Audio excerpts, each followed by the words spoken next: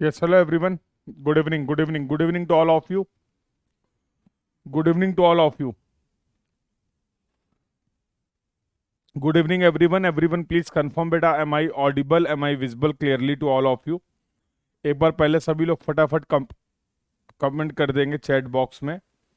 Audio video clear है सभी को? Good evening to all of you. Everyone please confirm बेटा am I audible, am I visible clearly to all of you. Audio और video सभी को एकदम बढ़िया से दिख रहा है और सुनाई पड़ रहा है? Please confirm in the chat box.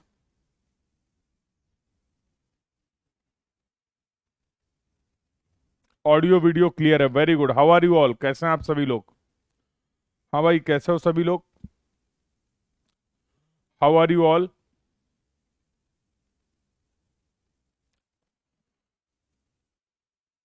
बहुत बढ़िया, ऑडियो वीडियो क्लियर है, ऑल क्लियर, वेरी गुड। तो I I hope you all are good. सभी एकदम बहुत बढ़िया हैं और अच्छे से अपने एग्जाम की प्रिपरेशन कर रहे हैं। सो जल्दी से मुझे बताओ, लास्ट क्लास में क्या टॉपिक हम लोगों ने कंप्लीट किया था? What was the last topic that we have completed in the last class? Revision चल रहा है कि नहीं, ये भी मुझे पता चल जाएगा। मजे में? बहुत बढ़िया, मैं भी एकदम मजे में।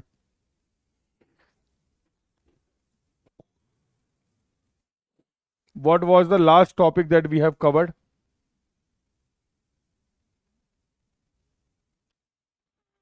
तो भैया हम लोगों ने बातचीत अपनी कंप्लीट कर ली थी। We have discussed weekly test इस वीक होगा, इस वीक आपका टेस्ट होगा। लास्ट वीक में क्योंकि कुछ ही क्लास हो पाई थी, तो जिसकी वजह से सफिशिएंट कंटेंट भी तो होना चाहिए। बिल्कुल बिल्कुल बिल्कुल सही। I can see in the chat box कुछ लोग बढ़िया से रिवीजन कर रहे हैं और कुछ लोग हैं जो रिवीजन नहीं कर रहे हैं। तो जो रिवीजन कर रहे हैं बहुत अच्छी बात है, करना है। और जो रिवीजन अभी नहीं कर रहे हैं, स्टार्ट कर दो भाई, स्टार्ट कर दो। तो अभी तक जल्दी से क्विकली समराइज कर लेते हैं लास्ट वीक में हम लोगों ने क्या पढ़ा। तो सबसे पहला लेक्चर हमारा हुआ इंट्रोडक्शन, जहां पर मेरी आपसे जान पहचान हुई, आपकी सब्जेक्ट से जान पहचान हुई। Please discuss the numerical on of the DPP, I have some doubts. तो डीपीपी का वीडियो सॉल्यूशन नहीं मिला क्या अमित? डीपीपी का वीडियो सॉल्यूशन भी आपको मिल जाता है। ऑलरेडी मैं बता चुका हूं डीपीपी को कैसे एक्सेस करना है। डीपीपी का पीडीएफ आंसर की के साथ मिलेगा आपको, और उसका सॉल्यूशन आपको मिलेगा, वीडियो सॉल्यूशन भी मिलेगा जो आपको ऑलरेडी प्रोवाइड कर दिया गया है। ठीक है। फोर बियरिंग क्या होता है पढ़ेंगे, आज पढ़ेंगे। फोर बियरिंग क्या होता है आज पढ़ेंगे। फोर बियरिंग क्या होता है, बैक बियरिंग क्या होता है, अभी नहीं पढ़ा है। फिर हम लोगों ने स्टार्ट किया था फंडामेंटल ऑफ सर्वेइंग। तो फंडामेंटल ऑफ सर्वेइंग में हम लोगों ने बेसिक जो कंसेप्ट थे, definition of surveying, division of surveying, classification of surveying, principle of surveying, operations in surveying, इन सारी बातों का डिस्कशन किया। फिर हम लोगों ने बातचीत करी थी लीनियर मेजरमेंट की। तो लीनियर मेजरमेंट में सबसे पहले आपने समझा स्केल क्या होता है, स्केल का रिप्रेजेंटेशन क्या होता है, श्रंक स्केल या एक्सटेंडेड स्केल का कंसेप्ट क्या है, वर्नियर और उसके टाइप्स के बारे में हम लोगों ने बातचीत की थी। उसके बाद हम लोगों ने चैन चैन और hypotenusal allowances, that means the slope correction, that means the slope correction dear. ठीक है, that means the slope correction. उसके बाद हम लोगों ने डिस्कशन किया। एक बार जरा बेटा समराइज कर लेते हैं सो दैट आपको भी क्लियर हो जाए कि क्या क्या टॉपिक हम लोग कंप्लीट कर चुके हैं, कनेक्टिविटी स्टैब्लिश हो जाए, फिर बातचीत कर लेंगे। Then we have discussed about the chain और टेप सर्वेइंग। तो चैन और टेप सर्वेइंग में कौन कौन से इंस्ट्रूमेंट रिक्वायर्ड थे, उनका क्या यूज था, different types of the chain, different types of the tape, ये सारी चीज़ें हम लोगों ने डिस्कस की। फिर हम लोगों ने मेजरमेंट में उसमें जो एरर हुई उसके लिए करेक्शंस को फाइंड आउट किया। करेक्शंस ड्यू टू स्टैंडर्डाइजेशन की हम लोगों ने बात कर ली। Correction due to pull, correction due to sag, correction due to temperature, correction due to slope, और इसके बाद नॉर्मल टेंशन, ये टर्म हम लोगों ने डिस्कस किया। और लास्ट टॉपिक हम लोगों ने डिस्कस किया लीनियर मेजरमेंट में, जो था हमारा limiting length of the offset. जब कभी भी हम चैन सर्वे में ऑफसेट ले रहे हैं तो ग्राउंड में कितना ऑफसेट लें जिसकी हेल्प से जब हम उसको पेपर में प्लॉट करें तो एरर एक डिजायर्ड वैल्यू से ज़्यादा एक्सेस ना हो। और वो एरर थी diagonal scale we have not covered. Diagonal scale we have not covered, don't worry. तो स्केल में जो जो टॉपिक कंप्लीट किए हम लोगों ने वो बता दिया मैंने आपको as per your syllabus point of view. ठीक है सर, लीनियर मेजरमेंट ठीक है, कर लेंगे, डिस्कस कर लेंगे। I had watch the lecture even then I have some of the doubts. कोई बात नहीं, तो जो डाउट से पूछ लो ना बेटा, इतना पैनिक क्या होना है, टेंशन क्यों ले रहे हो। अभी जस्ट मैं ये कह रहा हूँ कि 2 मिनट रुक जाइए, समराइज कर लेते हैं, क्योंकि गैप हो गया आपका, सैटरडे संडे का गैप हो गया था। तो एक बार सभी टॉपिक्स को समराइज कर लेते हैं ताकि रिकॉल कर लें, उसके बाद बातचीत करेंगे। ठीक है, डीपीपी की फर्स्ट प्रॉब्लम में 21/20 का स्क्वायर। तो बेटा मुझे क्वेश्चन देखना पड़ेगा एक्चुअली। प्रॉब्लम क्या है, प्रॉब्लम नहीं बोलूंगा, अभी क्या चल रहा है, आपके 2 बैचेस चल रहे हैं, वीकडे बैच भी चल रहा है, उसमें भी मैं आपको सर्वेइंग पढ़ा रहा हूँ जो कि आपका बैच है, और एक वीकेंड बैच भी चल रहा है। ठीक है, तो थोड़ा सा, और दोनों बैचों में सब्जेक्ट एक ही चल रहा है, तो कभी कभी ऐसा हो जाता है ह्यूमन एरर ना हो, इसलिए मैं इस चीज़ का ध्यान रखता हूँ कि एक बार चीज़ों को रिकॉल कर लेते हैं। अदरवाइज पता लगा जो टॉपिक कंप्लीट किया था वीकेंड में उसके आगे चालू कर दिया यहाँ पर, तो फिर दिक्कत हो जाएगी ना। तो दोनों बैच का डिस्कशन सेपरेट रहे, उसके लिए थोड़ा सा मुझे टाइम दे दो, जो मैं टाइम आपसे मांग रहा हूँ। ठीक है, तो क्वेश्चंस किसमें क्या जा रहे हैं उसके लिए मुझे देखना पड़ेगा, ऐसे ऐसे मैं कमेंट नहीं कर पाऊंगा। ठीक है, तो I hope you can understand why we are recalling all the concept, that will be beneficial for me, और वो आपके लिए भी रहेगा। बिल्कुल, अगर एरिया निकालेंगे तो स्क्वायर करेंगे, बिल्कुल सही बात है, क्योंकि एरिया में 2 डायमेंशन होने वाली हैं, एल और बी। एरिया में 2 डायमेंशन होने वाली हैं, एल और बी। ठीक है, तो वीकेंड में सैटरडे संडे क्लासेस होती हैं। तो अभी मैं बात कर लेता हूं आपसे आपके बैच की, कर लें, आज्ञा है, बोलो। क्योंकि अभी मैंने उसमें लीनियर मेजरमेंट कल कंप्लीट किया है, तो इसलिए थोड़ा सा रिकॉल कर लेते हैं।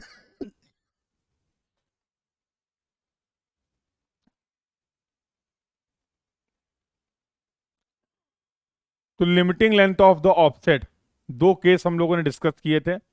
एक था, इससे आपका भी टॉपिक वाइज रिवीजन हो जाएगा। 2 केस हम लोगों ने डिस्कस किए थे। पहला केस था जब हम एंगुलर मेजरमेंट में अगर कोई गलती कर रहे हैं, उस केस में limiting length of the offset क्या होना चाहिए। और दूसरा केस आपने डिस्कस किया था कि जब हम बात कर रहे हैं एंगुलर मेजरमेंट में भी एरर कर रहे हैं थीटा की, और लीनियर मेजरमेंट में एरर कर रहे हैं एक्स की, तो उस केस में जो नेट एरर है जो दोनों मेजरमेंट्स की वजह से हो रही है, लीनियर मेजरमेंट और एंगुलर मेजरमेंट की वजह से, उसके लिए उसको कंसीडर करते हुए what should be the limiting length of the offset, ये पॉइंट हम लोगों ने डिस्कस किया था। इसके बाद हम लोगों ने बातचीत स्टार्ट कर दी थी 3rd चैप्टर की, और 3rd चैप्टर था हमारा कंपास सर्वेइंग। तो कंपास सर्वेइंग में पहले कुछ बेसिक टर्मिनोलॉजी हम लोगों ने डिस्कस करी थी, लाइक रेफरेंस के लिए मेरिडियन क्या होता है, हॉरिजॉन्टल एंगल अगर हम मेजर कर रहे हैं उसके लिए हम लोगों ने टर्म यूज किया था बियरिंग। तो मैग्नेटिक मेरिडियन क्या है, ट्रू मेरिडियन क्या है, मैग्नेटिक बियरिंग क्या है, ट्रू बियरिंग क्या है, ये टर्मिनोलॉजी हम लोगों ने डिस्कस करी थी। और उसके बाद हम लोगों ने प्रिज्मेटिक कंपास और सर्वेयर कंपास के बारे में डिस्कशन किया था, जिसकी हेल्प से हम एंगुलर मेजरमेंट्स परफॉर्म कर सकते हैं इन द केस ऑफ कंपास सर्वे। तो उनकी कुछ बेसिक कंस्ट्रक्शन डिटेल के बारे में समझा था। और इसके बाद हम लोग आ गए थे representation of the bearing, yes, how we can represent the bearing. तो उसके लिए 2 सिस्टम हम लोगों ने पढ़े थे, होल सर्कल बियरिंग सिस्टम और रिड्यूस्ड और क्वाड्रेंटल बियरिंग सिस्टम। ये लास्ट डिस्कशन था जहां तक मुझे याद आ रहा है, that was the last discussion in this batch. सही याद आ रहा है। कंपास सर्वेइंग में यहां तक हम लोग पहुंच चुके हैं, एक बार सभी लोग कंफर्म कर देंगे चैट बॉक्स में। कंपास सर्वेइंग में यहां तक हम लोग पहुंच गए हैं। एक बार सभी लोग चैट बॉक्स में कंफर्म कर देंगे बेटा। बहुत बढ़िया, ठीक है। चलिए तो अब आगे बातचीत स्टार्ट करते हैं। कंपास सर्वेइंग को आज हम लोग इस क्लास में कंप्लीट करेंगे और नेक्स्ट क्लास से अपना नया बेहतरीन चैप्टर स्टार्ट करेंगे जो कि होगा traverse survey. So now I think all we are connected. अब बातचीत को स्टार्ट कर सकते हैं, ठीक है। तो अब कंपास सर्वे में हम लोग बात करने वाले हैं एक बहुत इंपॉर्टेंट टॉपिक, और इससे रिलेटेड सवाल आते भी रहते हैं। इस साल भी एक सवाल आया आपका, that is related to the declination. तो आज की क्लास में जो हम लोग टॉपिक कंप्लीट करने वाले हैं, अगर मैं बोलूं तो एग्जाम पॉइंट ऑफ व्यू से और न्यूमेरिकल पॉइंट ऑफ व्यू से आज की क्लास कंपास सर्वेइंग की आपके लिए बहुत इंपॉर्टेंट है। क्योंकि आज जितने भी टॉपिक आप पढ़ोगे कंपास सर्वेइंग में, सबसे सवाल आपके एग्जाम में आते रहते हैं और बहुत फ्रिक्वेंटली आते रहते हैं, ठीक है। तो चलो पढ़ लेते हैं फिर, अगर इतनी इंपॉर्टेंट बातचीत है। तो पहला कंसेप्ट हम लोग पढ़ने वाले हैं आज, मैग्नेटिक डिक्लिनेशन के बारे में बातचीत करेंगे। इसको विजुअलाइज करेंगे, इसको समझने की कोशिश करेंगे कि मैग्नेटिक डिक्लिनेशन क्या होता है। डिप के बारे में बातचीत करेंगे और मेजरमेंट्स क्या होता है, कंपास सर्वे में क्या मेजरमेंट्स कर रहे हैं और कैसे मेजरमेंट्स कर रहे हैं, कंपास सर्वे में फील्ड का डेटा किस तरीके से रिकॉर्ड कर रहे हैं, इन सारी चीज़ों के बारे में बातचीत करने वाले हैं। और अगला और सबसे बेहतरीन और इम्पॉर्टेंट टॉपिक है वो है लोकल अट्रैक्शन। तो लोकल अट्रैक्शन का कंसेप्ट क्या है और लोकल अट्रैक्शन को कर से रिलेटेड कैसा न्यूमेरिकल प्रॉब्लम आपके एग्जाम में आते हैं, ये हमारे डिस्कशन का पार्ट होने वाला है। तो these are the topic that we are going to cover in this class, magnetic declination and dip, measurements in the compass survey and local attraction. ठीक है मेरे भाई, यहां तक की बात क्लियर है? बोलो भाई। चलो let's understand about the magnetic declination. अगर आपको लास्ट क्लास के बारे में याद है बेटा, तो आपने बोला था सर कुछ भी हो जाए, सर कुछ भी हो जाए, position of the magnetic meridian will, position of the true meridian will not change. यही तो बोल रहे थे आप कि सर अगर अर्थ में कोई टिल्ट नहीं होता तो जो हमारे अर्थ के नॉर्थ होते साउथ होते उनको मिलाने वाली लाइन को हम लोगों ने बोला था ट्रू मेरिडियन। तो ट्रू मेरिडियन की पोजीशन में कोई चेंज नहीं होगा क्योंकि अर्थ में टिल्ट है, क्योंकि अर्थ में टिल्ट है। तो क्या आप ये बोल सकते हैं उस टिल्ट के वजह से position of magnetic meridian change हो सकती है? बोलो, उस टिल्ट की वजह से क्या पोजीशन ऑफ मैग्नेटिक मेरिडियन में चेंज आ सकता है? पोजीशन ऑफ मैग्नेटिक मेरिडियन में वेरिएशन आ सकता है, यस और नो? क्या लगता है तुम्हें? Because due to the tilt ये पोजीशन जो है मैग्नेटिक मेरिडियन की चेंज हो सकती है। ट्रू मेरिडियन आपने डिफाइन किया कि अगर कोई टिल्ट नहीं होता, अगर कोई टिल्ट नहीं होता उस समय जो पोजीशन होती उसको हम लोग बोलते हैं ट्रू मेरिडियन। तो ट्रू मेरिडियन की पोजीशन में कोई चेंज होने वाला नहीं है। मैग्नेटिक मेरिडियन की पोजीशन में चेंज हो सकता है। इसके बेसिस पे बेटा अगर मैं बात करूं तो मैं दो तरीके के डिक्लिनेशन की बातचीत करना चाहता हूं आपसे। तो सबसे पहले तो हम ये समझेंगे सर ये मैग्नेटिक डिक्लिनेशन होता क्या है, ये मैग्नेटिक डिक्लिनेशन होता क्या है, पहले ये तो बताइए। तो आपने बोला sir magnetic declination is the horizontal angle. क्या बोला? It is the magnetic declination की अगर बात करें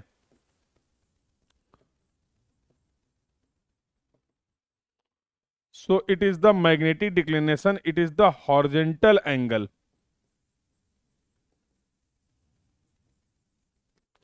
it is the horizontal angle between true meridian and magnetic meridian। किसी भी जगह पर ट्रू मेरिडियन और मैग्नेटिक मेरिडियन के बीच का जो हॉरिजॉन्टल एंगल होगा उसको हम लोग बोलने वाले हैं मैग्नेटिक डिक्लिनेशन। मेरे सभी लाल इस बात को जानते हैं कि हॉरिजॉन्टल एंगल क्या होता है और उसको हम किस तरीके से डिफाइन कर सकते हैं। अगर सभी लाइनें एक ही प्लेन पे हैं, अगर ट्रू मेरिडियन और मैग्नेटिक मेरिडियन एक ही प्लेन पे है तो उनके बीच में जो भी एंगल होगा क्योंकि प्लेन सेम है तो क्या मैं बोल सकता हूं वो एंगल हॉरिजॉन्टल एंगल होगा? बोलो बेटा, तो क्या वो एंगल हॉरिजॉन्टल एंगल होगा, यस और नो? बिल्कुल, अगर प्लेन अलग अलग होंगे तो वो एंगल वर्टिकल एंगल हो सकता है। तो आप ऐसे समझ सकते हैं कि अर्थ सरफेस में ही मैं ट्रू मेरिडियन को अगर आइडेंटिफाई कर लूं, मैग्नेटिक मेरिडियन को अगर आइडेंटिफाई कर लूं, उनके बीच में जो एंगल होगा उसी को हम लोग बोलने वाले हैं मैग्नेटिक डिक्लिनेशन, और ये होगा बाय डिफॉल्ट हॉरिजॉन्टल एंगल। ये होगा अपना हॉरिजॉन्टल एंगल। बिल्कुल सही बात है, बहुत बढ़िया। अब मान लो पहले केस में, दो एग्जांपल ले रहा हूं मैं। पहले केस में this is the position of the magnetic meridian, this is the position of the magnetic meridian, और सेकंड केस में this is the position of the magnetic meridian. तो ये ग्रीन कलर से जो लाइन मैंने रिप्रेजेंट की है वो है मैग्नेटिक मेरिडियन, वो है मैग्नेटिक मेरिडियन। दो केस डिस्कस कर रहे हैं, this is the case 1 and this is the case 2। दोनों केस के बारे में ध्यान, और कोई ऐसा फॉर्मूला नहीं है, सब बेसिक कंसेप्ट। कंपास सर्वेइंग में बड़े से बड़ा, अच्छे से अच्छा, टिपिकल से टिपिकल क्वेश्चन आप सॉल्व कर सकते हैं विदाउट एनी फॉर्मूला। लेकिन कब? जब आपको बेसिक कंसेप्ट्स क्लियर हैं, और उन्हीं बेसिक कंसेप्ट्स में हम लोग फोकस कर रहे हैं। तो मैंने इन दोनों एग्जाम्पल में आपको ट्रू मेरिडियन और मैग्नेटिक मेरिडियन के बारे में दिखा दिया, यस और नो। चलो जरा एक बात समझो, अगर मैं रिप्रेजेंट करने की बात करूं तो क्या मैं यहाँ पर ईस्ट डायरेक्शन रिप्रेजेंट कर सकता हूं, और क्या मैं यहाँ पर वेस्ट डायरेक्शन रिप्रेजेंट कर सकता हूं? मुझे नहीं लगता किसी को कोई दिक्कत होगी यहाँ पर। सिमिलरली बेटा, मैं यहाँ पर ईस्ट रिप्रेजेंट कर रहा हूँ और यहाँ पर वेस्ट रिप्रेजेंट कर रहा हूँ। अगर मुझे यहाँ पर इन दोनों मेरिडियन के बीच में हॉरिजॉन्टल एंगल मेजर करना है, तो अगर मैं गलत नहीं हूँ, अगर मैं गलत नहीं हूं तो मैं बात कर रहा हूं बेटा इस एंगल थीटा की, और यहां पर मैं बात कर रहा हूं इस एंगल थीटा की। यस और नो? बोलो। तुम्हें नहीं लगता है, तुम्हें नहीं लगता है कि यहां पर ये जो एंगल हम मेजर कर रहे हैं वो हम क्लॉकवाइज एंगल मेजर कर रहे हैं? डायरेक्शन ऑफ मेजरमेंट की बात करें, इस डिक्लिनेशन एंगल को मेजर करने की बात करें, तो पहले एग्जाम्पल में, पहले केस में हम एंगल क्लॉकवाइज डायरेक्शन में मेजर कर रहे हैं। यस और नो? सिमिलरली अगर सेकंड केस की बात करूं तो मैं थीटा सर जो मेजर कर रहा हूं वो सर मैं एंटी क्लॉकवाइज डायरेक्शन में कर रहा हूं। वो थीटा जो मैं मेजर कर रहा हूं वो एंटी क्लॉकवाइज डायरेक्शन में मेजर कर रहा हूं। Sir general, sir general general presence of magnetic material नहीं है। कौन है ये?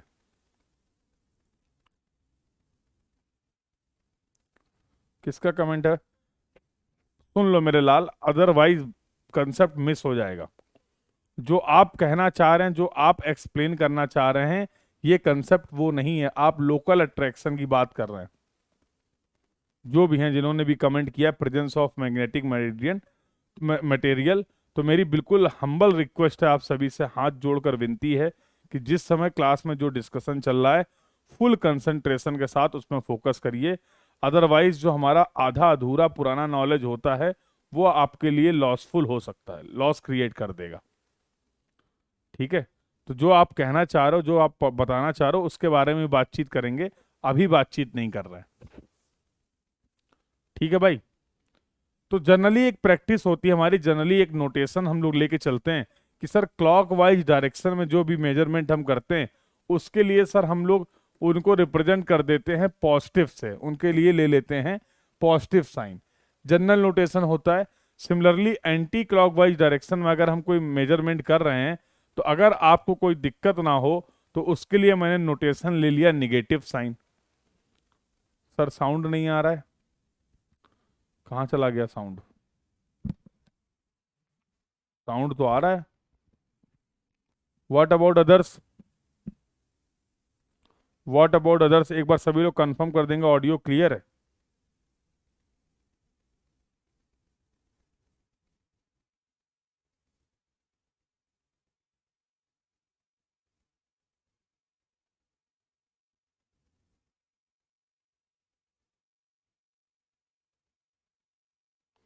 ऑडियो वीडियो क्लियर है? बेटा एक बार रिफ्रेश कर लो, एक बार रिफ्रेश कर लो अगर किसी को साउंड नहीं आ रहा है, क्योंकि बाकी लोग कंफर्म कर रहे हैं साउंड आ रहा है। ठीक है, सुनो ध्यान से, इधर सुनो, इंपॉर्टेंट। तो अगर मैं बोलूं ये जो थीटा मैंने मेजर किया वो क्या ईस्ट डायरेक्शन की तरफ मेजर किया है, तो अगर तुम्हें कोई प्रॉब्लम ना हो तो इसके लिए मैं टर्म यूज कर देता हूं ईस्टर्न डिक्लिनेशन, और ये जो मैंने थीटा यूज किया है वो वेस्ट डायरेक्शन की तरफ किया है, तो इसके लिए मैं एक टर्म यूज कर लेता हूं, वेस्टर्न डिक्लिनेशन। तो मेरे लाल, डिक्लिनेशन क्या होता है? It is the horizontal angle between the true meridian and magnetic meridian, depending upon the position of the magnetic meridian की क्या पोजीशन है, क्या कंडीशन है, उसके बेसिस पे आपने दो तरीके के डिक्लिनेशन डिफाइन किए। एक आपका ईस्टर्न डिक्लिनेशन है, उसी को मैं पॉजिटिव डिक्लिनेशन बोल सकता हूं, और उसी को मैं क्लॉकवाइज डिक्लिनेशन बोल सकता हूं। और दूसरा कंडीशन हमारा, जब मैं एंगल मेजर कर रहा हूं एंटी क्लॉकवाइज, उसको मैं एंटी क्लॉकवाइज डिक्लिनेशन बोलूं, उसको मैं निगेटिव डिक्लिनेशन बोलूं, उसको मैं सॉरी एंटी क्लॉकवाइज बोल दें, निगेटिव बोल दें, या वेस्टर्न डिक्लिनेशन बोल दें, सबका मतलब सेम है। क्लियर है? क्लियर है? यहां तक समझ में आ गया? यहां तक समझ में आ गया। अब इसका यूज क्या है मैं ये भी बताता हूं आपको। अब इसका यूज क्या है? तो डिक्लिनेशन की हेल्प से हम ट्रू बियरिंग और मैग्नेटिक बियरिंग को रिलेट कर सकते हैं। किसी भी लाइन की ट्रू बियरिंग और मैग्नेटिक बियरिंग को रिलेट कर सकते हैं with the help of the declination, with the help of the declination. तो देखो ये क्या लिखा हुआ है, horizontal angle between the magnetic and true meridian is called the magnetic declination. Magnetic declination is not constant even for a particular place, it values are continuously changing. इसमें variations आते हैं क्योंकि हमारे मैग्नेटिक मेरिडियन की जो position है वो change हो रही है। Change in magnetic declination is known as the variation. किसी भी जगह पर मैग्नेटिक डिक्लिनेशन में जो चेंज होता है उसको बोलते हैं हम वेरिएशन। आगे चल के हम लोग बातचीत करेंगे कि ये चेंज, ये वेरिएशन किस किस तरह के होते हैं, वो भी हमारे डिस्कशन का पार्ट है। But as of now we have discussed about the concept of the magnetic declination. चलो अब इसका एक एप्लीकेशन करके देखते हैं भाई। इसका एक एप्लीकेशन करके देखते हैं। तो दो एग्जाम्पल हैं। अब मुझे तो नहीं आता, देखो आपको बताना भाई। मुझे जितना आता था मैंने तुम्हें बता दिया। एग्जाम्पल वन में बोला गया कि किसी भी लाइन की जो ट्रू बियरिंग है वो 60 डिग्री है, और जो डिक्लिनेशन है उस जगह पर वो दे रखा गया 3 डिग्री वेस्ट। तो उस लाइन की मैग्नेटिक बियरिंग क्या होगी? अगला सवाल दिया गया, किसी भी लाइन की जो मैग्नेटिक बियरिंग है वो 60 डिग्री है, डिक्लिनेशन जो दे रखा गया है वो 3 डिग्री ईस्ट दे रखा गया है, तो उस लाइन की ट्रू बियरिंग क्या होगी? ये दो सवाल हैं आपके सामने जिसका आंसर आपको करना है। ये दो सवाल दिए गए हैं आपके सामने जिसका आंसर आपको करना है। बताओ what will be the answer. Solve करो सभी लोग और बताओ what will be the answer.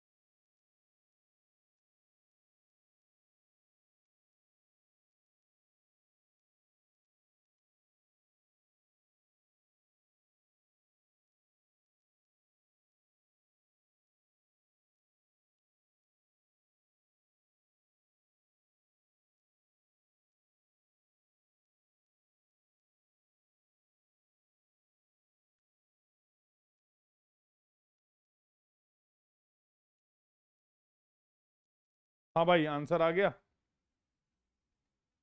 Answer आ गया।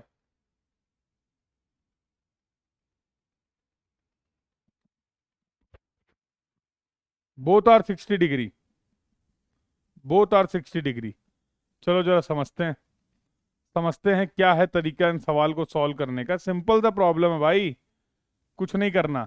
देखो, मुझे बस इतना पता है कि कुछ भी हो जाए, मुझे बस इतना पता है कि कुछ भी हो जाए, किसी भी लाइन की ट्रू मेरिडियन में कोई फर्क नहीं पड़ेगा।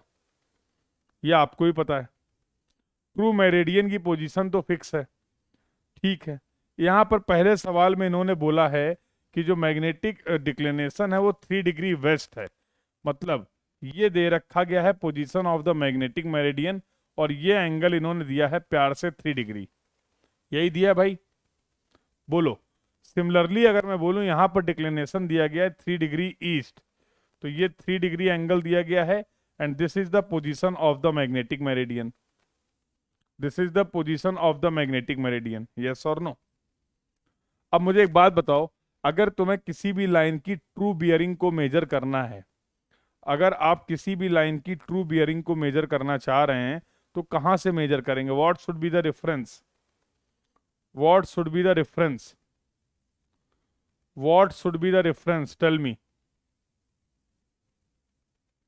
If you want to measure the true bearing of any line, what should be the difference? बोलो बेटा। अरे सर, अगर मुझे किसी भी लाइन की ट्रू बियरिंग को मेजर करना है, तो रेफरेंस तो टू मेरिडियन होगा ना। तो कोई भी एक लाइन ले लेते हैं, एंगल इन्होंने दे रखा 60 डिग्री। चलो ये लाइन मैंने ले ली, और ये लाइन का ये एंगल दे रखा गया 60 डिग्री। यस और no? This angle they have provided as 60 degree. पूछा गया है मैग्नेटिक बियरिंग क्या होगा। मैग्नेटिक बियरिंग मेजर करेंगे मैग्नेटिक मेरिडियन से, मैग्नेटिक बियरिंग मेजर करेंगे मैग्नेटिक मेरिडियन से। तो in the question they have ask about this angle, in the question they have asked about this angle, let's say this is theta. So this theta will be equal to 60 plus 3 will be equal to 633 degree. Yes or no? हो गया answer. वैसे ही यहां पर किसी भी line की जो bearing दे रखी गई है, मैग्नेटिक बियरिंग दी गई है 60 डिग्री, तो ये एंगल दिया गया है 60 डिग्री। देखो, magnetic bearing we will always measure from the magnetic meridian. तो ये हमारी ये जो लाइन है ओ ए, ये जो हमारी ये लाइन है ओ ए, इसकी बियरिंग हमें दी गई है 60 डिग्री। पूछा गया है ट्रू बियरिंग क्या होगा। True bearing we will measure from the true meridian this alpha they have ask, and alpha will be equal to 3 degree plus 60 degree will be equal to 63 degree, will be equal to 63 degree. Sir 57 नहीं हो सकता?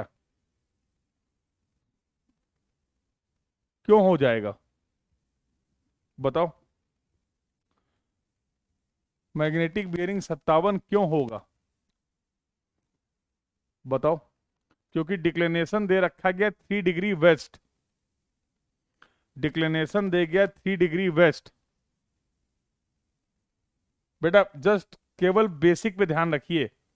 और ये जो answer जिनके गलत हो रहे हैं, मैं देख पा रहा हूं कहीं ना कहीं, अगर लाइन को 4 क्वाड्रेंट मिले, क्यों लोगे? True bearing can be lie in other quadrant as well as Y, Y. आप किसी लाइन की बियरिंग को अगर WCB सिस्टम में रिप्रेजेंट कर रहे हैं, क्योंकि मैं यहां पर केवल एंगल दे रहा हूं, देखो, क्योंकि केवल मैं आपको यहां पर एंगल प्रोवाइड कर रहा हूं, तो आप देख कर भी बता सकते हैं कि ये जो बियरिंग हम डिस्कस कर रहे हैं, ये होल सर्कल बियरिंग सिस्टम में डिस्कस कर रहे हैं, बोलो। और होल सर्कल बियरिंग सिस्टम में लास्ट क्लास में डिटेल में डिस्कस किया गया था कि in the case of representation of bearing of any line in the WCB system, we will always measure the angle from the north in the clockwise direction. बोलो हाँ या ना?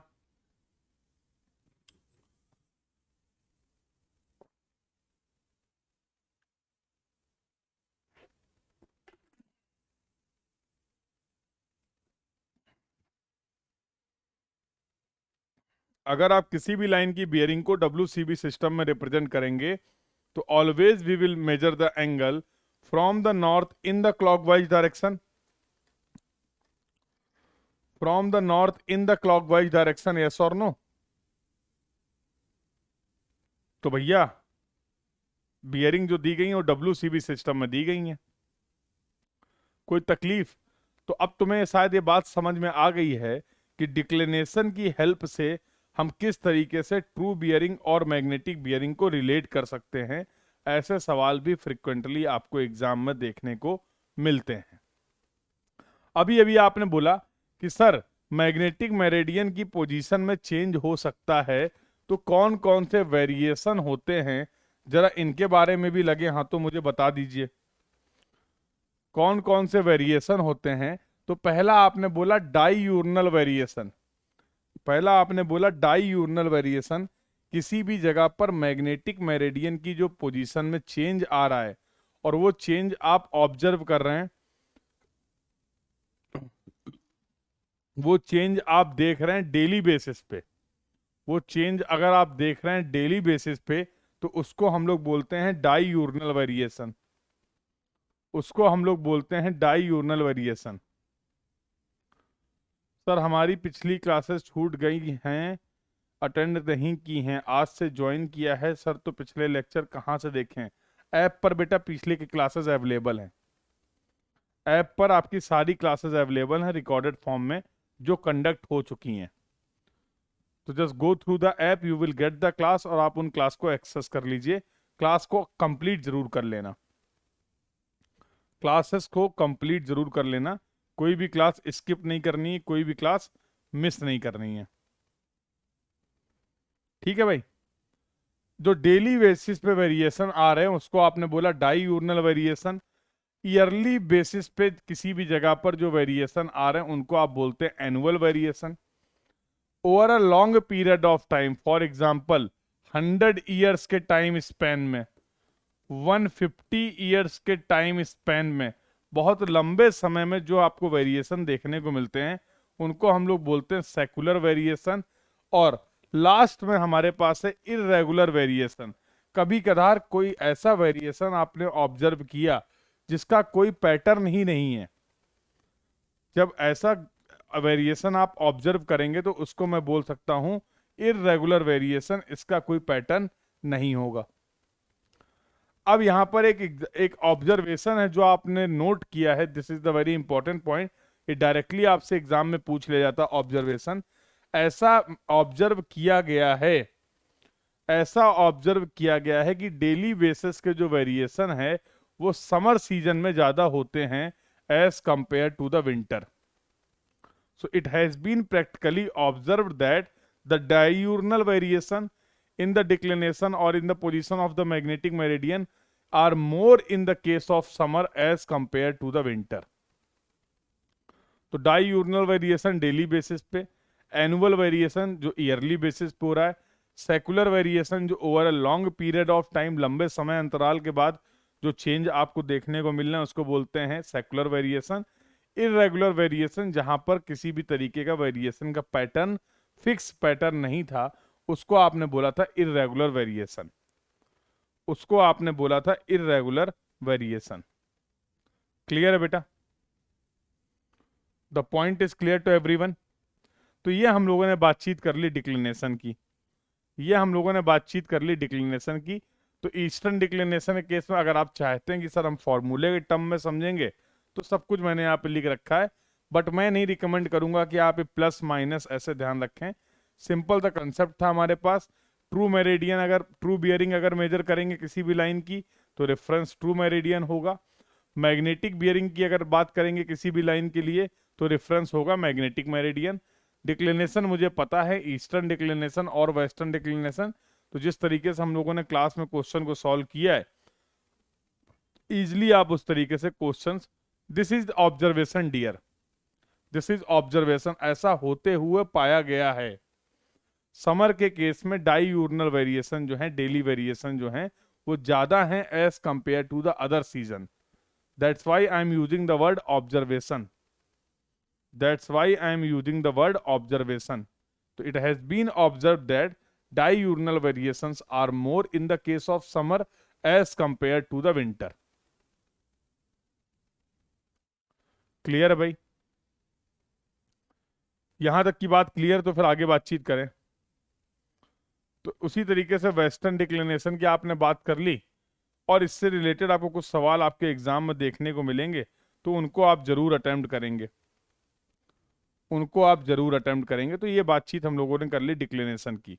तो अब जैसे अब एक क्वेश्चन आपका ये हो सकता है, सर मान लीजिए मुझे ये बियरिंग्स आरबी और क्यूबी सिस्टम में दी गई हैं। सवाल में ये जो बियरिंग्स हैं, ट्रू बियरिंग है, मैग्नेटिक बियरिंग है, वो तो आपको आरबी और क्यूबी सिस्टम में भी प्रोवाइड कर सकते हैं ना, यस और नो? तो ऐसे कंडीशन में आप चाहते हैं कि आपकी कोई गलती ना हो, एरर के चांसेस कम हो, तो क्या उस केस में जो भी बियरिंग्स मुझे दी गई हैं आरबी और क्यूबी सिस्टम में, क्या उस पूरे डेटा को मैं डब्ल्यूसीबी सिस्टम में कन्वर्ट कर सकता हूं? और मुझे तो नहीं ऐसा लगता है कि अगर आप आरबी से क्यूबी सिस्टम में डब्ल्यूसीबी से आरबी या क्यूबी सिस्टम में बियरिंग्स को कन्वर्ट करेंगे तो बहुत ज्यादा टाइम लगेगा, 1-2 घंटे लग जाएगा, यस और नो? ऐसा तो नहीं है। इसलिए मैंने बोला था कि जो कन्वर्जन आपने किया था डब्ल्यूसीबी से आरबी या आरबी से डब्ल्यूसीबी सिस्टम में, वो डायरेक्टली हो सकता है आपको सवाल देखने को ना मिले, लेकिन किसी भी अच्छे सवाल में उसका यूज आपको पड़ सकता है। जाहिर सी बात, अगर आप सेम प्रॉब्लम को डब्ल्यूसीबी सिस्टम की जगह आरबी और क्यूबी में करके देखें तो थोड़ा सा आपको डिफिकल्ट लगेगा उस डेटा को मैनेज करना, थोड़ा सा आपको डिफिकल्ट लगेगा उस डेटा को मैनेज करना। तो मैं जनरल प्रैक्टिस फॉलो करने वाला हूं कि मोस्टली हर प्रॉब्लम को हम लोग डील करेंगे डब्ल्यूसीबी सिस्टम में।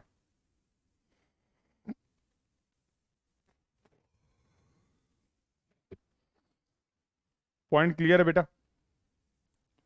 Point is clear to everyone?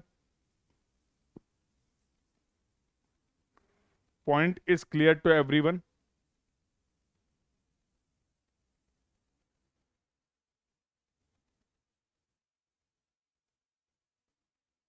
बोलो बेटा।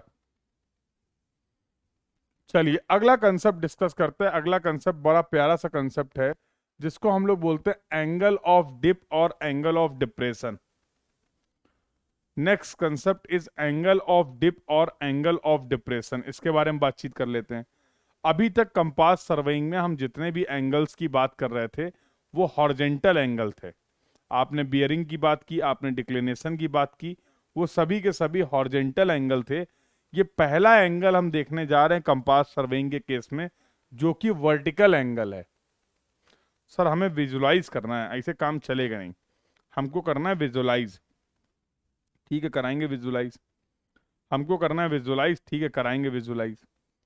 बेटा अगर वर्टिकल एंगल है तो जाहिर सी बात है जो भी प्लेन है, जो भी लाइन है, वो अलग अलग प्लेन में होनी चाहिए। वर्टिकल एंगल तो हम लोगों ने डिफाइन कर रखा है ना, वर्टिकल एंगल तो हम लोगों ने डिफाइन कर रखा है ना। अगर मान लीजिए दो लाइन के बीच में आप वर्टिकल एंगल मेजर करना चाह रहे हैं तो वो दोनों लाइन अलग अलग प्लेन में होनी चाहिए, यस और नो? वो दोनों लाइन अलग अलग प्लेन में लाई करनी चाहिए, यस और नो? क्या बोलते हो? बिल्कुल सही बात है, बिल्कुल सही बात है, यस और नो?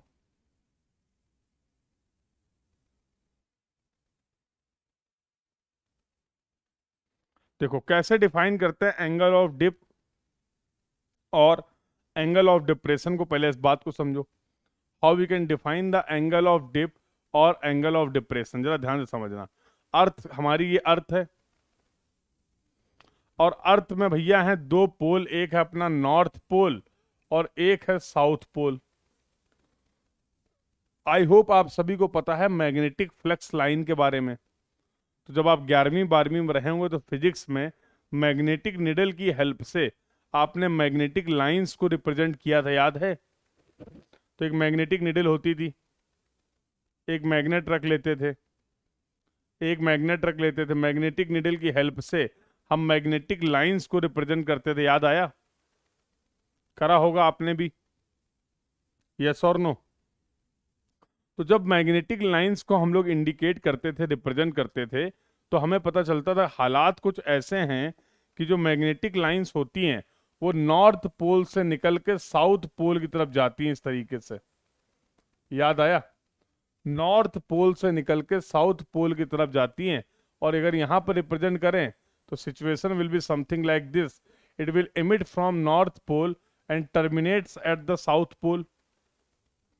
ऐसा होता था कि नहीं होता था? तो समझो बेटा, ये एंगल ऑफ डिप और एंगल ऑफ डिप्रेशन होता क्या है। तो आपने बोला it is the angle between the magnetic flux line and earth surface. It is the angle between the magnetic flux line and earth surface. किसी भी जगह पर अगर आप एंगल ऑफ डिप या एंगल ऑफ डिप्रेशन देखना चाह रहे हैं तो आप वहां पर एंगल मेजर कर लीजिए between the magnetic flux line and earth surface. जरा विजुलाइज करना, मान लो ये तुम्हारा नॉर्थ पोल है। अब इस नॉर्थ पोल और यहां पर ये मैग्नेटिक फ्लक्स लाइन के बीच में अगर हम एंगल मेजर करते हैं, नॉर्थ से निकल रही है और ऐसे ही साउथ में ये जा रही है। नॉर्थ से ओरिजिनेट होके साउथ में लाइन क्या हो रही है, एंड हो रही है। तो मैं नहीं लगता है पोल पे इन दोनों के बीच में, किसके किसके बीच में, इस फ्लक्स लाइन और अर्थ सरफेस के बीच में कितना एंगल होगा? बोलो बेटा, what will be the angle at the pole between the magnetic flux line and earth surface?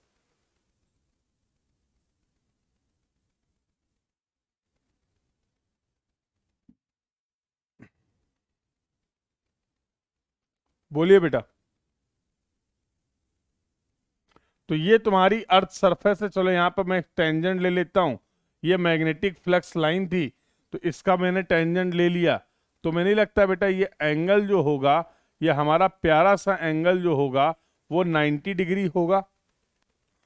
और जरा ध्यान से देखो, क्या मैग्नेटिक फ्लक्स लाइन वाला टेंजेंट अर्थ सरफेस वाला टेंजेंट एक ही प्लेन पे लाई कर रहा है क्या? क्या मैग्नेटिक फ्लक्स लाइन वाला जो टेंजेंट है, अर्थ सरफेस वाला जो टेंजेंट है, क्या दोनों एक ही प्लेन पे लाई कर रहे हैं? क्या दोनों एक ही प्लेन पे लाई कर रहे हैं? बोलो बेटा। आप देख सकते हैं these are the two different planes, that's why you are saying it is the vertical angle. It is the vertical angle. Yes, it is the vertical angle. That's why it is the vertical angle between the magnetic flux lines with respect to the earth surface.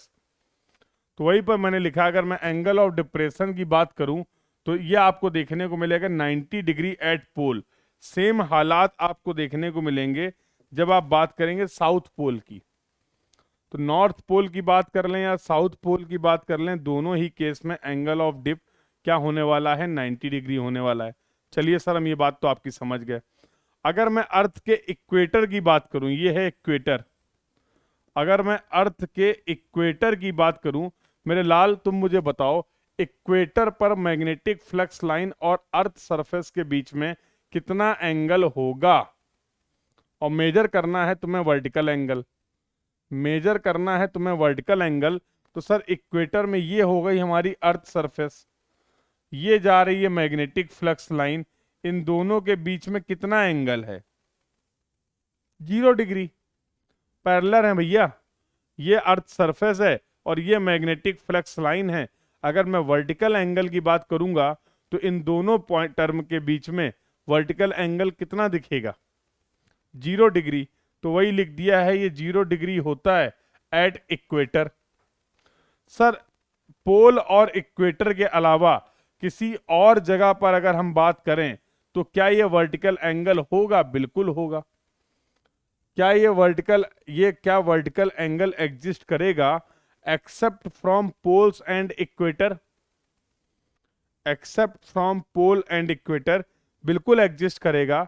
और तुम्हें नहीं लगता इसकी जो value होगी वो 0 से 90 degree तक वेरी करेगी एट एनी अदर पोजीशन? बोलो। हम्म, बोलो। अरे हाँ भैया, बिल्कुल सही बोल रहे हो, ये लो। हाँ, कुछ चीजें अंडरस्टूड होती है मेरे लाल, कुछ चीजें अंडरस्टूड होती है, इनको बोलते हैं ह्यूमन एरर। हाँ, कंसेप्ट समझ गए बेटा? कंसेप्ट समझ गए? तो how we can define the angle of dip और एंगल ऑफ डिप्रेशन, पोल्स पर, इक्वेटर पर, या किसी और भी जगह पर, किसी और भी प्लेस पे अगर हम बात करें, तो एंगल ऑफ डिप या एंगल ऑफ डिप्रेशन की वैल्यू क्या होगी? I hope this point is clear to everyone. Magnetic flux line मतलब मैग्नेटिक लाइन, ऐसे समझ लो, मैग्नेटिक लाइंस। मैग्नेटिक लाइंस तो सुन रखा है ना, you can consider same. Clear है बेटा? तो आई होप ये बात भी आपको सभी को क्लियर हो गई। चलिए, तो हम लोगों ने बात कर ली डिक्लिनेशन की, हम लोगों ने बात कर ली आपके मैग्नेटिक फ्लक्स लाइन या फिर एंगल ऑफ डिप की। चलो अब आते हैं अपने कंपास सर्वेइंग में, अब आते हैं अपने कंपास सर्वेइंग में, और यहाँ पर कुछ बातें समझने की कोशिश करते हैं। जब बेटा हम लोगों ने चैन और टेप सर्वे किया था, जब हम लोगों ने चैन और टेप सर्वे की बात की थी, तो आई होप आप सभी को अच्छे से याद होगा, वहां पर हम लोगों ने हॉरिजेंटल डिस्टेंस को अदर प्लेस पर कैसे विजुलाइज करें सर? लो, अभी तो कराया, इसमें क्या दिक्कत है? मान लो ये प्लेस है, ये ले लो, ठीक है, यहां ले ले, जहां तुम बोलो यहां ले ले, बोलो भाई। तो ये तुम्हारी हो गई earth surface, this is the earth surface, yellow line देख पा रहे हो, यस और नो? और अगर इसी जगह पर मैग्नेटिक फ्लक्स लाइन को देखें, अगर हम इसी जगह पर मैग्नेटिक फ्लक्स लाइन को देखें, मान लो ये पॉइंट यहां पर है, तो obviously this is going to be the tangent. तो अर्थ सरफेस और मैग्नेटिक फ्लक्स लाइन के बीच में क्या ये एंगल थीटा देखने को मिल रहा है? और इसकी जो वैल्यू होगी वो 0 से 90 डिग्री के बीच पे होगी, कहीं पे भी पॉइंट ले लो, you can consider point anywhere on the earth surface. अभी हुआ विजुलाइज? बोलो मेरे लाल, अभी विजुलाइज कर पा रहे हो?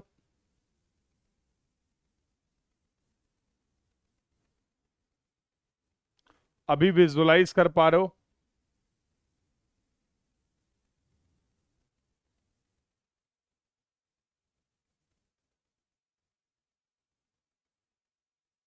चलें आगे फिर? चलिए, तो मैं आपसे बेटा अगला डिस्कशन जो कर रहा था वो था कि मेजरमेंट, कंपास सर्वेइंग में कौन कौन से मेजरमेंट हम लोग करने वाले हैं, ये जरा देखना है। तो भैया जब हम लोग बात कर रहे थे चैन और टेप सर्वे की, जब हमारा ऑब्जेक्टिव था हॉरिजेंटल डिस्टेंस को मेजर करना, जब हमारा ऑब्जेक्टिव था हॉरिजेंटल डिस्टेंस को मेजर करना, तो हमने मेजरमेंट भी किए थे और साथ साथ फील्ड का डेटा रिकॉर्ड भी किया था, यस और नो? तो सर एक बात बताइए, कंपास सर्वे में कोई मेजरमेंट कैसे करेंगे, जरा इसके बारे में बातचीत कर लेते हैं। चलो अभी बता देते हैं। तो एक याद है, एक हमारे पास हुआ करता था, बचपन से लेके अब तक हम लोग बात कर रहे थे, एक हुआ करता था पारक। आई होप आप सभी को याद होगा कि कुछ इस तरीके से हमारे पास एक हुआ करता था पारक, याद आया? पहला प्रिंसिपल भी सर्वेइंग का हम जानते हैं कि जब कभी भी इस जगह का मुझे सर्वे करना है, तो सबसे पहले मैं मेन स्टेशंस को डिफाइन करूंगा, सबसे पहले मैं इस पूरे एरिया को डिफाइन करूंगा एज अ होल। हाँ, तो मान लो ये अपने पास एक पार्क है, तो ये मान लो पॉइंट ए हो गया, ये बी हो गया, ये सी हो गया, ये डी हो गया, ई हो गया, एफ हो गया, जी हो गया। क्लियर है? तो तुम्हें नहीं लगता मैं यहां पर बोल सकता हूं कि एक ए बी लाइन है जो कि कनेक्ट हो रही है किससे? एक ए बी लाइन है जो कि कनेक्ट हो रही है बी सी लाइन से, एक बीसी लाइन है जो कि कनेक्ट हो रही है सीडी लाइन से, एक सीडी लाइन है जो कि कनेक्ट हो रही है डीई लाइन से, एक डीई लाइन है जो कि कनेक्ट हो रही है ईएफ लाइन से, एक ईएफ लाइन है जो कि कनेक्ट हो रही है एफजी एफजी लाइन से, एक एफजी लाइन है जो कि कनेक्ट हो रही है जीए लाइन से।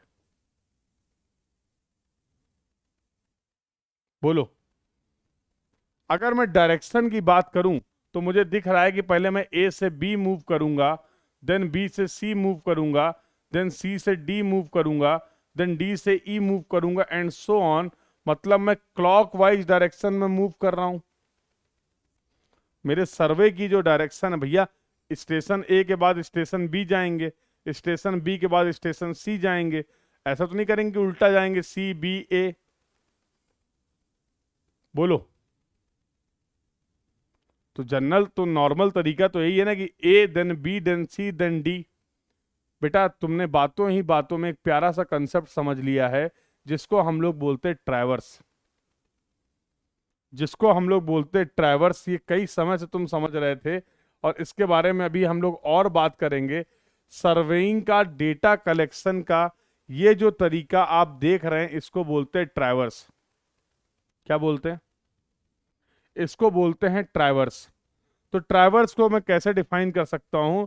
It is the series of, it is the series of connected survey lines. It is the series of connected survey lines is known as the traverse.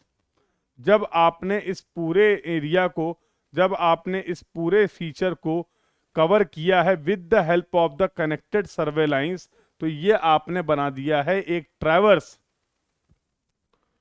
और अगर मैं ध्यान से देखता हूं इस एग्जाम्पल को, जो एग्जाम्पल सर आपने बोर्ड में बताया है, तो मैं देख रहा हूं सर ये ट्रैवर्स जिस पॉइंट से स्टार्ट हो रहा है, उसी पॉइंट पे ये ट्रैवर्स एंड भी हो रहा है। उसी पॉइंट पे ये ट्रैवर्स एंड भी हो रहा है। तो हमारे ट्रैवर्स तो ये भी है ना, देखो ट्रैवर्स तो ये भी है ना, A B C D E, ये भी तो ट्रैवर्स है। यहां पर भी तो ए बी लाइन कनेक्टेड है बीसी से, बीसी लाइन कनेक्टेड है सीडी से, और सीडी लाइन कनेक्टेड है डीई लाइन से। ये भी तो ट्रैवर्स है। बट इस ट्रैवर्स का स्टार्ट पॉइंट जो है वो ए पॉइंट है, इस ट्रैवर्स का जो एंड पॉइंट है वो ई पॉइंट है। स्टार्ट और एंड पॉइंट अलग अलग हैं। पहले एग्जांपल में आप देख पा रहे हैं इस ट्रैवर्स में स्टार्ट और एंड पॉइंट सेम पॉइंट हैं, जबकि दूसरे एग्जांपल में आप देख पा रहे हैं स्टार्ट और एंड पॉइंट दो अलग अलग पॉइंट हैं। जहां पर स्टार्ट और एंड पॉइंट सेम पॉइंट होता है, ऐसे ट्रैवर्स को आज के बाद मैं बोलूंगा क्लोज ट्रैवर्स। जहां पर स्टार्ट पॉइंट और एंड पॉइंट दो अलग अलग पॉइंट हैं, ऐसे ट्रैवर्स को आज के बाद मैं बोलूंगा ओपन ट्रैवर्स। ऐसे ट्रैवर्स को आज के बाद मैं बोलूंगा ओपन ट्रैवर्स। क्लियर है बेटा? तो बहुत दिनों से हम ये टर्म सुन रहे हैं ट्रैवर्स, ट्रैवर्स क्या होता है, कौन सा मेथड होता है सर्वे करने का। तो ऐसा सर्वेइंग का तरीका जहां पर आप पूरे एरिया को कवर करते हैं, पूरी डिटेल को आप कवर करते हैं with the help of the connected survey lines. और इसके बेसिस पे मैंने दो तरीके के ट्रैवर्स डिफाइन किए। एक आपका हो गया ओपन ट्रैवर्स, उस ट्रैवर्स का स्टार्ट पॉइंट और एंड पॉइंट सेम पॉइंट नहीं होगा। एक हो गया क्लोज ट्रैवर्स, जिस ट्रैवर्स के लिए स्टार्ट पॉइंट और एंड पॉइंट सेम पॉइंट होते हैं, उनको हम लोग बोलते हैं क्लोज ट्रैवर्स। कोई तकलीफ? Any problem to anyone? Any problem to anyone? यहां तक के डिस्कशन में अभी भी अगर किसी को कोई डाउट है, कोई एरिया नहीं है क्या? एरिया ही है, एरिया ही है मेरे लाल। मान लो कोई एक सोसाइटी है, मान लो कोई एक सोसाइटी, एक बिल्डिंग बनी हुई है, फिर आपको पता चला यार एक और लो, एक यहाँ पे बिल्डिंग बनी हुई है, एक बिल्डिंग यहाँ पर बनी हुई है, एक बिल्डिंग यहाँ पर बनी हुई है। अब इस जगह का अगर आपको सर्वे करना है, इस जगह का आपको अगर सर्वे करना है, तो आपने एक ट्रैवर्स बना लिया, आपने एक ट्रैवर्स बना लिया समथिंग लाइक दिस। बता रहे हैं ओपन ट्रैवर्स कब होता है, अभी बता रहे हैं। तो ये स्टेशन ए था, ये स्टेशन बी था, ये स्टेशन सी था, ये स्टेशन डी था। AB line is connected to the BC line, BC line is connected to the CD line. Survey lines अगर कनेक्टेड है किसी एरिया को, किसी फीचर को, किसी डिटेल को कवर कर रहे हैं, तो उसको मैं बोल सकता हूं ट्रैवर्स, क्योंकि इसका स्टार्ट और एंड पॉइंट अलग अलग पॉइंट हैं, सेम पॉइंट नहीं है, इसलिए मैंने इसको बोल दिया ओपन ट्रैवर्स। तो जगह जैसी है, साइट जैसी है, उसके बेसिस पे आपका ट्रैवर्स ओपन ट्रैवर्स भी हो सकता है और आपका ट्रैवर्स क्लोज ट्रैवर्स भी हो सकता है, depending upon the situation and site condition. Clear है बेटा सभी को? तो ट्रैवर्स में भी ओपन ट्रैवर्स, ट्रैवर्स में भी क्लोज ट्रैवर्स। देखो भैया, हमें तो करना है डेटा कलेक्ट, कोई भी मेथड लग जाए, कोई भी इंस्ट्रूमेंट लग जाए, अल्टीमेटली हमें चाहिए डेटा। तो कई जगह होगी जहां पर ट्रैवर्स हम कर सकते हैं, कई जगह होगी जहां पर हम ट्रायंगुलेशन कर सकते हैं, कई ऐसी साइट होंगी जहां पर हम टेक्योमेट्री कर सकते हैं। कुछ भी हो, सिचुएशन कैसी भी हो, हमें डेटा कलेक्ट करना है। उसके लिए हम लोग अलग अलग मेथड्स और अलग अलग इंस्ट्रूमेंट्स के बारे में बात कर रहे हैं। कोई एक ऐसा मेथड या कोई एक ऐसा इंस्ट्रूमेंट नहीं है कि जो यूनिवर्सल हो, कि हर जगह सर हम इस इंस्ट्रूमेंट से मेजर कर सकते, नहीं कर सकते। हर जगह सर हम इस मेथड से डेटा कलेक्ट कर सकते, नहीं कर सकते। तो जहां पर जैसी साइट कंडीशन है, उसके बेसिस पे हम अपने इंस्ट्रूमेंट का सिलेक्शन कर रहे हैं, उसके बेसिस पे हम अपने मेथड का सिलेक्शन कर रहे हैं। अभी क्लियर हो गया? चलिए, तो होता क्या है, फॉर एग्जांपल बेटा, चलो यही ट्रैवर्स ले लो। तो कंपास सर्वेइंग के केस में, कंपास सर्वेइंग के केस में आपका जो मेन ऑब्जेक्टिव था, आप मेजर करना चाह रहे थे बियरिंग्स, याद है? इसका मेन ऑब्जेक्टिव क्या था, हम लोग पहले ही डिस्कस कर चुके हैं, to measure the bearing. Yes और नो? ओपन ट्रैवर्स से एरिया कैसे ले, कौन सा एरिया लेना चाह रहे हो बताओ तो, कौन सा एरिया लेना चाह रहे हो? कौन सा एरिया लेना चाह रहे हो बेटा, बताओ पवन। अब आपको कैसे पता कि इस सर्वे का ऑब्जेक्टिव कैलकुलेशन ऑफ एरिया था? मैंने ऐसा कहीं बोला क्या? मान लो इस सर्वे का ऑब्जेक्टिव था कि मैं इन चारों बिल्डिंग को एक मैप पर दिखा पाऊं और उनके बीच की डिस्टेंसेस को दिखा पाऊं, तो why I will calculate the area. क्या इसको बनाते समय मैंने कभी कहीं ऐसा बोला कि यहां पर मैं एरिया डिफाइन करना चाह रहा हूं? बोलो बेटा। तो जब क्लोज बना पाएंगे तो क्लोज लगाएंगे, जब ओपन की जरूरत होगी तब ओपन लगाएंगे। वही बात तो मैंने बताई, जैसी साइट कंडीशन, जैसी रिक्वायरमेंट, उसके बेसिस पे मेथड, उसके बेसिस पे इंस्ट्रूमेंट, उसके बेसिस पे प्रोसेस सेलेक्ट किया जाएगा।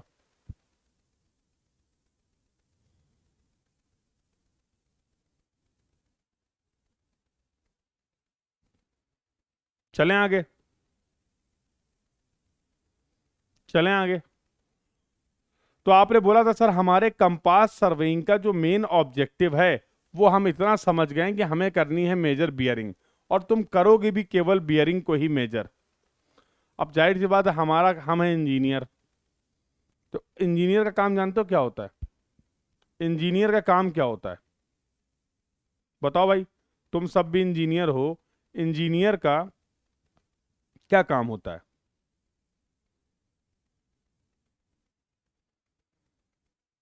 अच्छा, मैंने इंजीनियरिंग कर ली, इंजीनियरिंग करने के बाद मैं तुमको पढ़ा रहा हूं, तो क्या मैं इंजीनियर हूं? क्या अभी भी मैं इंजीनियर हूं, हाँ या ना? क्या लगता है तुम्हें?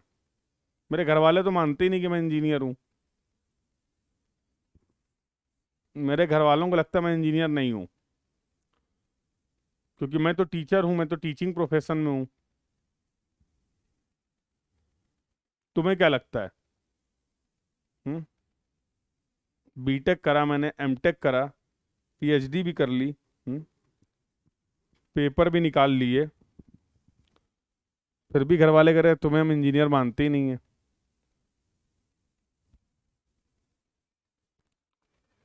बताओ। मेरे भैया हैं वो इंडस्ट्री में हैं, उनको इंजीनियर मानते हैं, कह रहे हैं वो इंजीनियर है। हम्म, कह रहे हैं वो इंजीनियर है, तुम नहीं हो। हम्म, चलो तो तुम लोगों से पूछता हूं, तुम लोग को क्या लगता है, हूं मैं इंजीनियर कि नहीं हूं?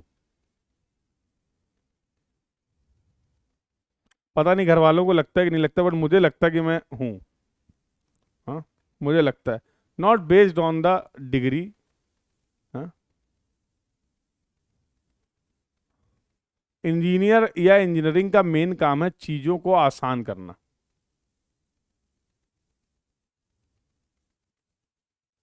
यस, उसको बोलते हैं इंजीनियर। जो भी आपके लिए काम कर दे वो इंजीनियर है। जरूरी नहीं कि डिग्री हो या ना हो, उससे कोई मतलब नहीं है।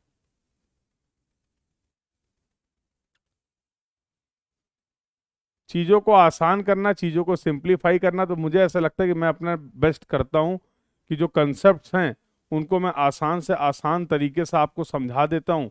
ऐसा मुझे लगता है, हो सकता है मेरी गलत फहमी हो, अब ये तो आप ही लोग बताओगे। मुझे ऐसा लगता है कि मैं ऐसा शायद कर पा रहा हूँ काफी लंबे समय से, तो किसी न किसी सेंस में मैं कंट्रीब्यूट कर रहा हूँ। यस और नो? बोलो भाई। हम्म, चलो, तो अब हम सब हैं इंजीनियर, हमें करनी है चीजें आसान। तो देखो, बियरिंग ही मेजर करेंगे, कोई दिक्कत नहीं है। आपने बोला था कंपास सर्वे से बियरिंग मेजर करेंगे, मैं बियरिंग ही मेजर करूंगा। मैंने अपनी सहूलियत के लिए,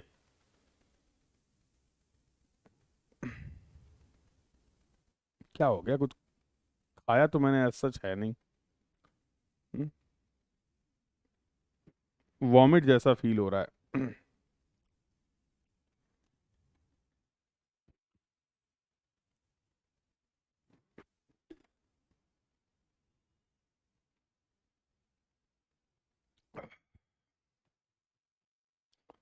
हाँ, क्या बात कर रहा था मैं?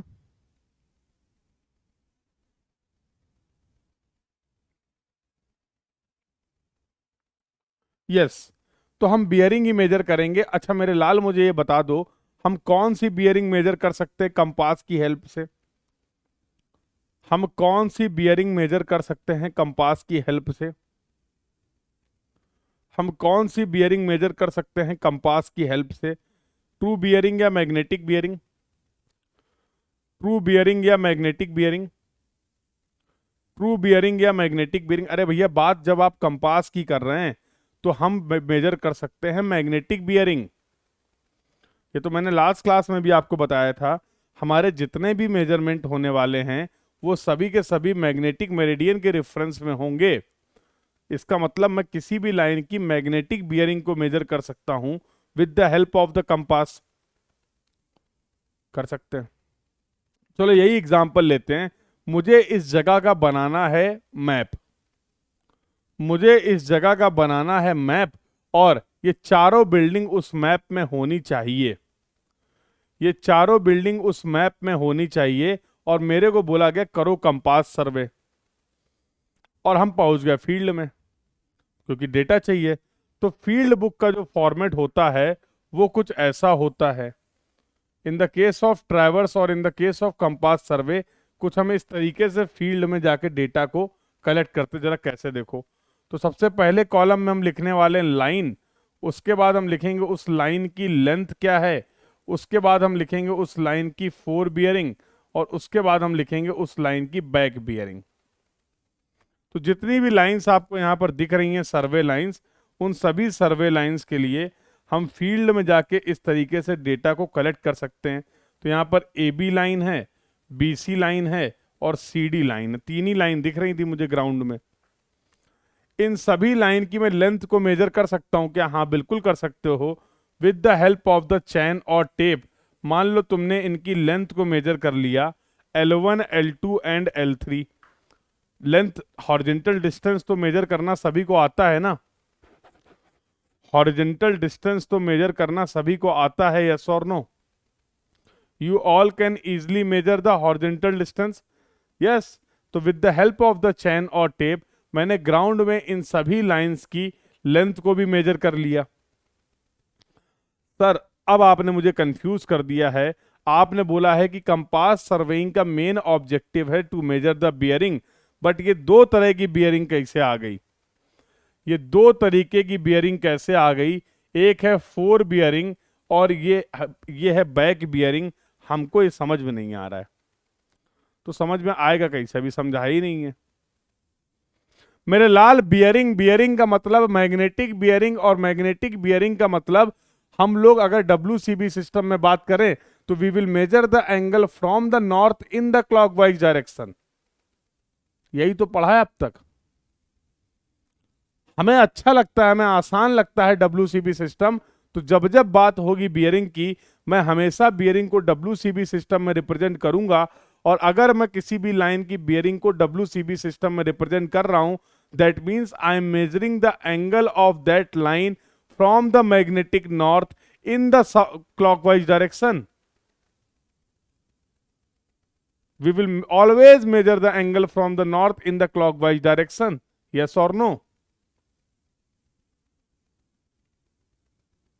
सर आपने एनर्जी ज्यादा करके जो बताया ना अभी अभी, ये तो आप पहले ही बता चुके हो। हैं? ये तो आप पहले ही बता चुके हो। बताना आपको ये है कि फोर बियरिंग क्या होता है और बैक बियरिंग क्या होता है। अरे कुछ नहीं होता, दोनों ही बियरिंग होती हैं। दोनों ही बियरिंग होती हैं, दोनों ही एंगल हम मेजर करेंगे, नॉर्थ से मेजर करेंगे और क्लॉकवाइज डायरेक्शन में ही मेजर करेंगे।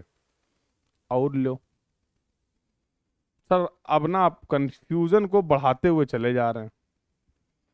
सर जब दोनों ही एक चीज हैं तो फिर दो टर्म आपने क्यों इंट्रोड्यूस किए, एक फोर बियरिंग और एक back bearing? There is a slight difference, और वो डिफरेंस है इन दोनों में केवल और केवल डायरेक्शन का। केवल और केवल डायरेक्शन ऑफ सर्वे के बेसिस पे आपने दो तरीके की बियरिंग को डिफाइन कर दिया। एक है फोर बियरिंग और एक है बैक बियरिंग। एक है फोर बियरिंग और एक है बैक बियरिंग। जरा मैं फिर से इस डायग्राम को बनाना चाहूंगा, मुझे बड़ा अच्छा लग रहा है ये डायग्राम। ये लो, मान लो ये तीन लाइन है, A B C and D।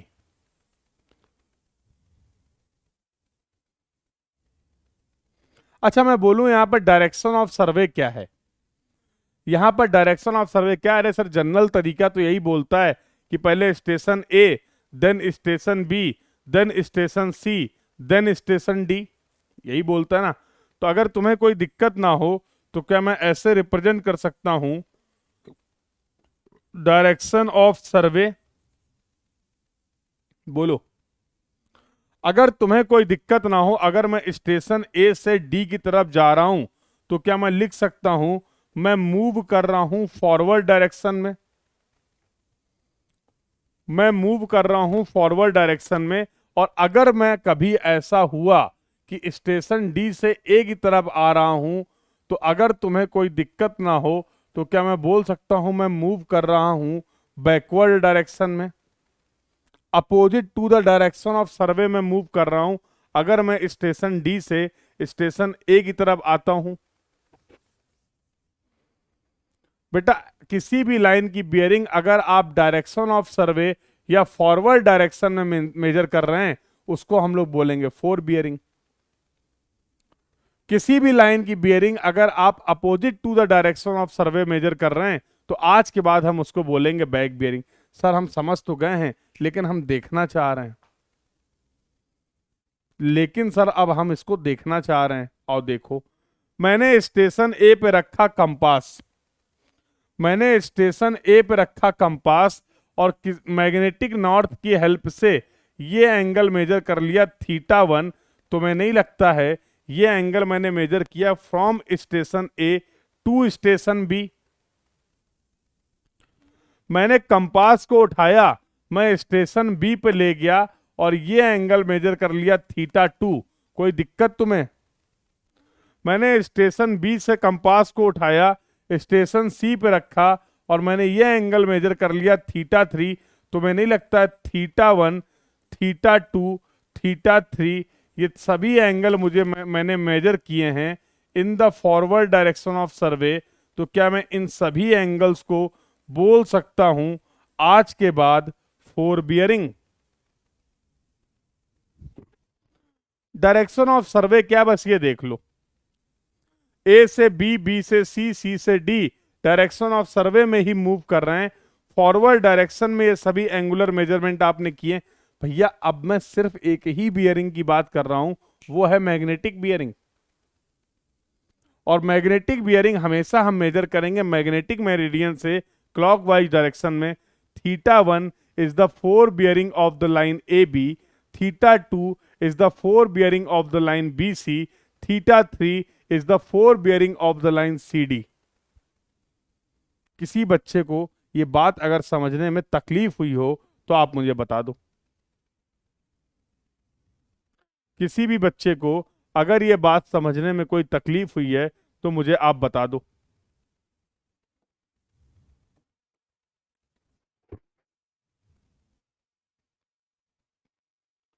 अब मैं एक काम और करता हूं। अब मैंने कंपास को रखा है स्टेशन डी पे। अब मैंने कंपास को रखा है स्टेशन डी पे और एक लाइन की बियरिंग मेजर करी इस तरीके से। मान लो ये एंगल है अल्फा 1। अब मैंने कंपास को रखा सी पे, मैंने ये एंगल बियरिंग मेजर की, ये एंगल है अल्फा 2। अब मैंने कंपास को रखा बी पे, मैंने ये बियरिंग मेजर की, लेट से अल्फा 3। तो मैं नहीं लगता है जब मैं ये अल्फा 1, जब मैं ये अल्फा 2 और अल्फा 3 मेजर कर रहा हूं तो मैं स्टेशन डी से सी, सी से बी और बी से ए भाग रहा हूं। मतलब मैं बैकवर्ड डायरेक्शन में सर्वे कर रहा हूं। मतलब क्या ये सभी, इन सभी लाइंस की बैक बियरिंग्स हो जाएंगी? बैक बियरिंग्स हो जाएंगी, यस और नो? बोलो।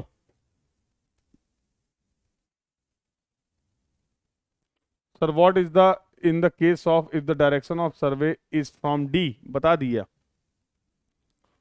बता दिया। If from we are moving from D to C, then C to B, then B to A, और हम हर लाइन की बियरिंग को मेजर कर रहे हैं जैसा कि आप इस डायग्राम में देख पा रहे हैं। तो अल्फा 1, अल्फा 2 और अल्फा 3 होंगी back bearing of the lines. Clear है? कहने का मतलब यह है कि हम कंपास सर्वे में किसी भी लाइन के लिए तीन चीजों को मेजरमेंट करना चाहते हैं, बस। बस हम तीन चीजें मेजर करेंगे। हम एक तो उसकी लेंथ मेजर कर लेंगे। लेंथ कैसे मेजर करेंगे ये हमें पता है। पहली चीज तो है हम लेंथ मेजर कर लेंगे, और लेंथ कैसे मेजर करेंगे ये हमें पता है, यस और नो? दूसरी चीज है हम उस लाइन की फोर बियरिंग मेजर कर सकते हैं। और तीसरी चीज जो हम मेजर कर सकते हैं वो उस लाइन की बैक बियरिंग मेजर कर सकते हैं। फील्ड में गए थे, फील्ड में गए थे और इस तरीके से मेजरमेंट करके खुशी खुशी घर चले आ गए। Theta 1, theta 2, theta 3, alpha 3, alpha 2, alpha 1, ये सारा डेटा आपने फील्ड में जाके कलेक्ट कर लिया है और उसको रिकॉर्ड भी कर लिया है।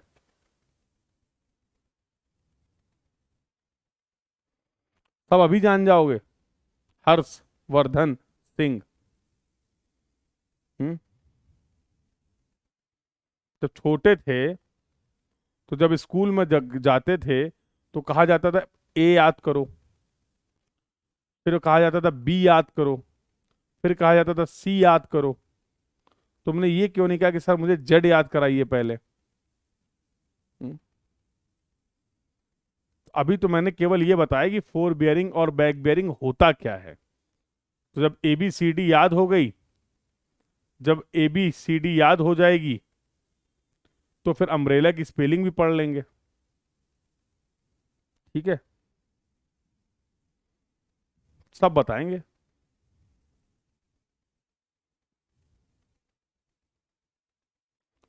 सब कुछ बता के जाएंगे।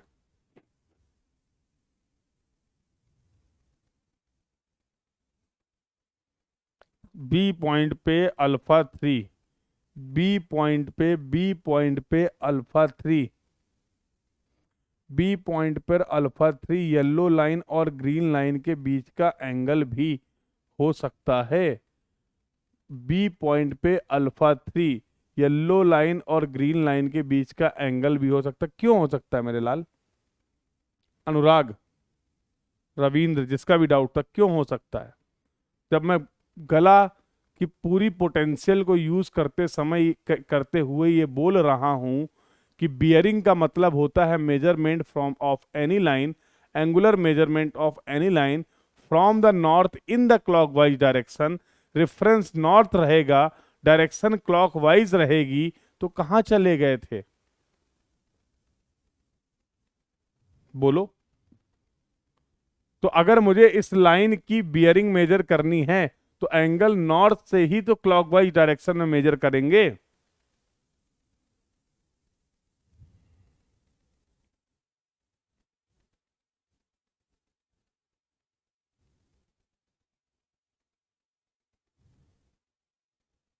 आ गया समझ में? बोलो। येलो लाइन और व्हाइट लाइन, कहाँ चले गए हो तुम? कहीं बीच में चले गए थे क्या? पूरी कहानी खत्म हो गई।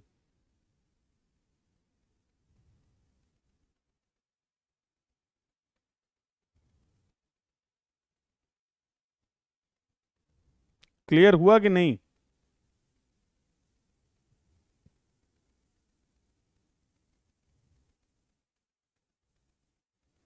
यहां तक की सभी बातें सभी को क्लियर है?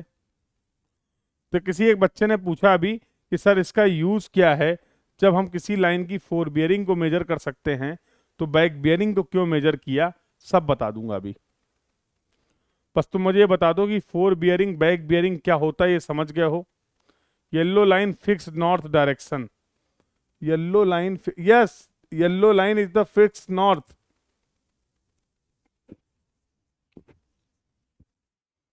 लो भैया, ये मैग्नेटिक मेरिडियन बनाया मैंने हर जगह। ये लो, अब खुश हो? ये मैग्नेटिक मेरिडियन रिप्रेजेंट किया है।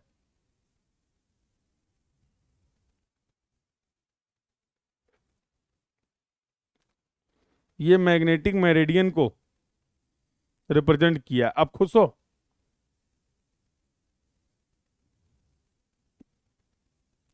चलिए, तो अभी देखेंगे। कुल मिला के अगर मैं बोलूं कुल मिला के अगर मैं बोलूं कि फील्ड मेजरमेंट के नाम पे मुझे क्या करना है, तो मैं हर लाइन की कंपास की हेल्प से दो बियरिंग मेजर कर सकता हूं, फोर बियरिंग और बैक बियरिंग। बहुत बढ़िया, आगे आइए। अगला जो गेम है बेटा, अब क्या है रिलेशनशिप, जो आपने पूछा ऐसा क्यों करते हैं। चलो, इसको लिख तो दिया मैंने, मैं समझाता हूं तुम्हें।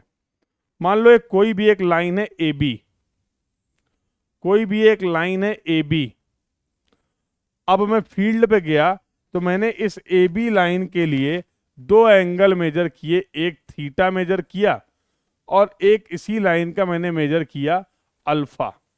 लिख भी देता हूं, अल्फा क्या है? It is the back bearing of the line A B. और थीटा क्या था? थीटा मैं लिख सकता हूं, it is the fore bearing of line A B. ऐसा लिख सकते हैं।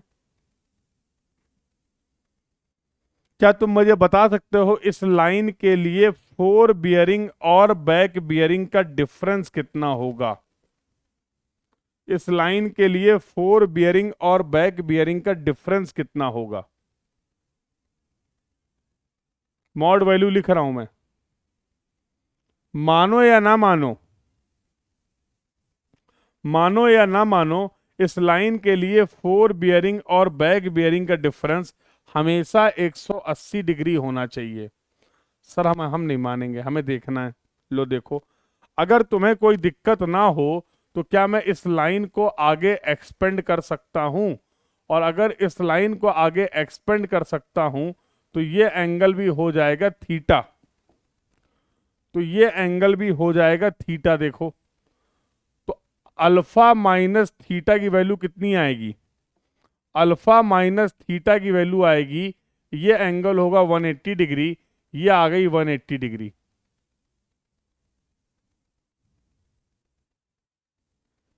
अब तो मान गए?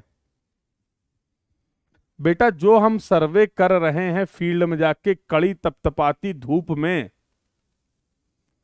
वो सर्वे का जो डेटा हम कलेक्ट कर रहे हैं वो डेटा सही है कि नहीं, वो मेजरमेंट सही है कि नहीं, हम ये इंश्योर करने के लिए हम अपने फील्ड वर्क के इन ऑथेंटिसिटी को क्रॉस चेक करने के लिए दो मेजरमेंट कर रहे हैं, ताकि हमें ये पता चल सके कि हमने जो मेजरमेंट किए हैं कहीं उनमें कोई एरर तो नहीं हो गई है। जैसे ही मैं इस डेटा को लेके अपने ऑफिस में आया, जैसे ही इस डेटा को लेके मैं अपने ऑफिस में आया और मैंने देखा कि इस ए बी लाइन के लिए फोर बियरिंग और बैक बियरिंग का जो डिफरेंस है वो 180 डिग्री नहीं आ रहा है, मैंने तुरंत सर्वेयर साहब को बुलाया कि एक बात बताओ, ये डेटा तो मेजर करके लाए हो, ये तो गलत है। सर्वेयर सदमे में, सर्वेयर ने कहा कि गए तो कहीं है नहीं। अब इनको कौन समझाए कि हमने तो केवल फोर बियरिंग मेजर करी हैं, हमने इतनी धूप थी तो हमने बैक बियरिंग तो मेजर ही नहीं करी, ऐसे ही लिख दी हैं। सर्वेयर को ये लग रहा था कि सर ने कौन सा सर्वे पढ़ा है, उसने कहा इन्हें क्या पता, डेटा मंगाया था उसने केवल फोर बियरिंग मेजर करी। भाई साहब बैठ के वहीं आराम से पार्क में समोसे चल रहे थे, समोसा और cold drink, fore bearing measure कर लिया, आराम से बैठ गया। उसने कहा बैक बियरिंग कुछ भी ले लो, उन्हें क्या ही पता चलेगा। अब उसको ये नहीं पता कि हम ठहरे उसके सर हैं। हमने तो पढ़ाया था सर्वे, वो ही नहीं आया था इस दिन क्लास में, पकड़ गया वो। मुझे बिना वहां पर जाए ये पता चल गया कि इस डेटा में है गलती, और अगर गलत डेटा की हेल्प से मैंने मैप बनाया तो भाई मैप बन जाएगा गलत, पूरा काम हो जाएगा खराब। हाँ हाँ, थोड़ा समझदार होगा तुम्हारे जैसा तो वो 180 प्लस माइनस करके लिख देगा। हम्म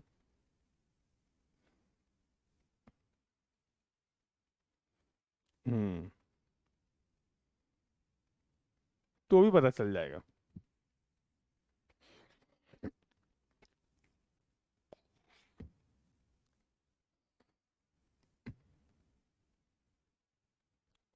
बात समझ रहे हो?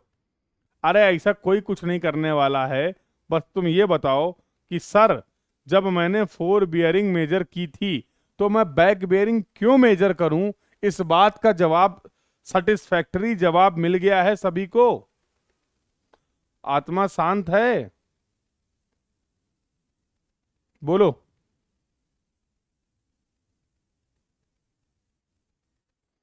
सभी को इस बात का जवाब मिल गया कि why we are taking the fore bearing as well as back bearing.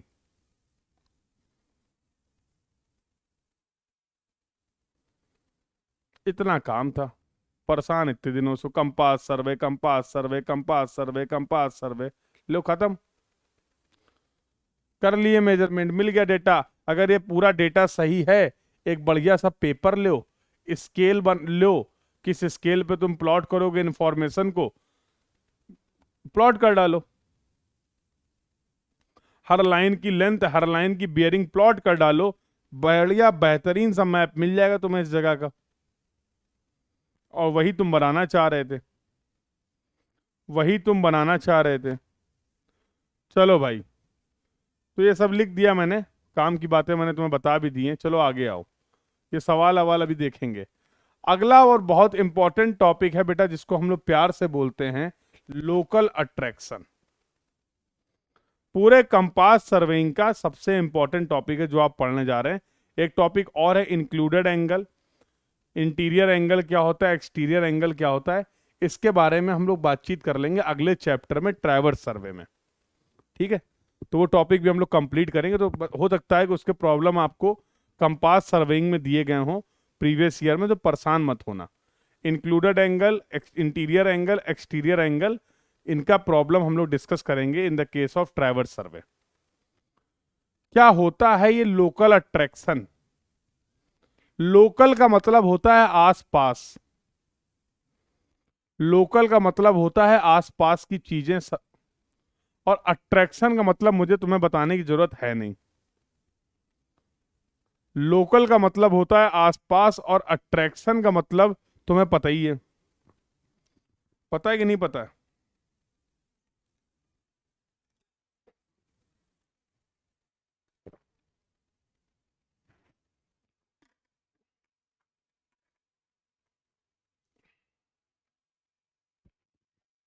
Hmm. Local का मतलब होता है आसपास और अट्रैक्शन का मतलब होता है आकर्षण। शुद्ध हिंदी। हिंदी मीडियम के पढ़ने के अपने फायदे हैं, तुम क्या समझ रहे हो? हम्म। देखो वो पारक निकल गए, इनके जीवन में अलग ही चल रहा है। हम्म।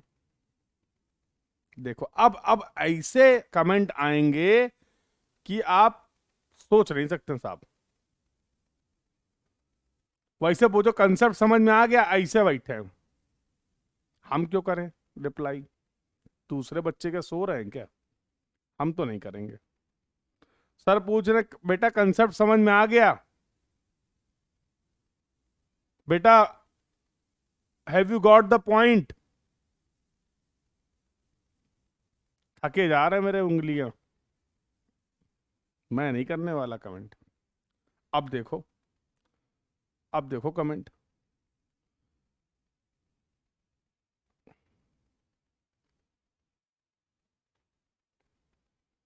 अब बोल दिया तो कुछ रुक जाएंगे, नहीं बोलता तो भर देते पूरा एकदम। देखो पढ़ लें कि यही सब कर ले अट्रैक्शन। टॉपिक है इसलिए बताना पड़ रहा, क्या करें। हम्म? तो लोकल का मतलब होता है आसपास और अट्रैक्शन का मतलब होता है आकर्षण। कुछ चीजें हैं जो हमें आकर्षित कर सकती हैं और करती हैं। उसी तरीके से उसी तरीके से हमारी भोली भाली निडल भी है, जिसका हम यूज कर रहे हैं अपने एंगुलर मेजरमेंट्स के लिए। भैया मैं, सर आप तो एक्यूरेट फीलिंग बता देते हो, तो सर क्या दूसरे ग्रह से आए हैं क्या? हैं? यार हम भी कभी पढ़ते थे, आज पढ़ा रहे हैं इसका मतलब क्या कभी पढ़ा ही नहीं है? हाँ, जो इंजीनियरिंग आप कर रहे हो कभी हमने भी करी थी। हम्म? अब वो अलग बात है, तुम लोग मानते नहीं हो, अलग बात है, बट करी है भाई। हाँ? अच्छा तुम ही लोग नहीं हो, हम लोग को हमेशा ऐसे लगता है कि अरे सर को क्या पता होगा। हाँ? हमें सब पता है। ये तुम्हें हमारे लिए लगता, हमें और भी लगता था। हम्म? हम भूल जाते बस कि नहीं नहीं, जो खेल अभी हम खेल रहे हैं सर खेलना खत्म कर चुके हैं। हैं? ठीक है। तो भैया आप यूज कर रहे थे, अच्छा भाव, ठीक है, इधर पढ़ लेते, बहुत इंपॉर्टेंट टॉपिक है। तो आप बोल रहे थे सर कि सर बियरिंग को मेजर करने के लिए, बियरिंग को मेजर करने के लिए हम लोग यूज करेंगे मैग्नेटिक कंपास। वो प्रिज्मेटिक कंपास हो सकता है, वो सर्वेयर कंपास हो सकता है, कुछ भी हो, कुछ भी हो, है तो मैग्नेटिक मटेरियल ना। अगर इस कंपास के आसपास कोई ऐसी चीज है, अगर इस कंपास के आसपास कोई ऐसे ऑब्जेक्ट हैं जिनके अंदर मैग्नेटिक कैरेक्टरिस्टिक्स है, तो तुम्हें नहीं लगता है ये ऑब्जेक्ट जो होंगे वो इस निडल को आकर्षित कर लेंगे अपनी तरफ? निडल तो निडल है, निडल तो निडल है। अगर उसके आसपास कोई मैग्नेटिक कैरेक्टरिस्टिक्स वाले ऑब्जेक्ट होंगे तो वो उन ऑब्जेक्ट्स की तरफ आकर्षित हो जाएगी। तुम्हें क्या दिक्कत है इस आकर्षण से, सवाल ये है। बिल्कुल दिक्कत है। सर हमको आपने कहा था कि जाइए, एक लाइन है ओ ए, एक लाइन है ओ ए, इसकी बियरिंग को मेजर करके आइए, इसकी बियरिंग को मेजर करके आइए। मान लीजिए ये कोई ऑब्जेक्ट नहीं होते तो ये कहीं ना कहीं हमारी जो कंपास है कहीं ना कहीं क्या रिप्रेजेंट करता, मैग्नेटिक मेरिडियन की पोजीशन को रिप्रेजेंट कर लेता।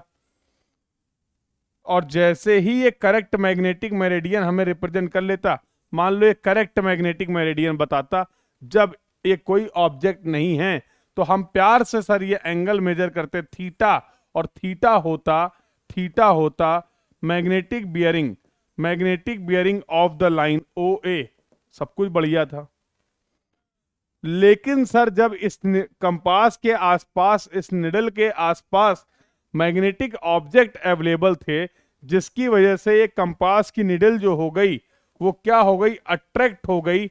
और अट्रैक्ट होने की वजह से इसने ये मैग्नेटिक मेरिडियन मुझे बताया, एम डैश। और सर मैं ये अल्फा एंगल मेजर करके खुशी खुशी घर आ गया। तो क्या अल्फा करेक्ट मैग्नेटिक बियरिंग होगी?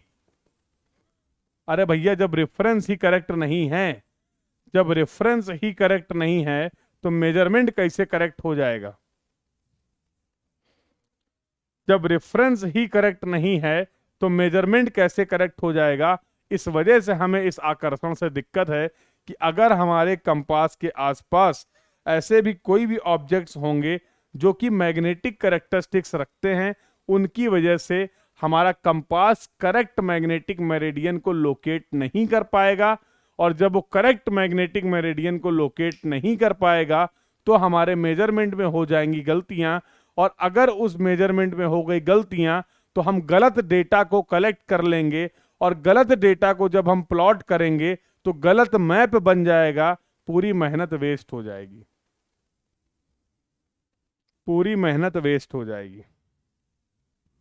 इसको हम लोग बोलते हैं कंसेप्ट ऑफ द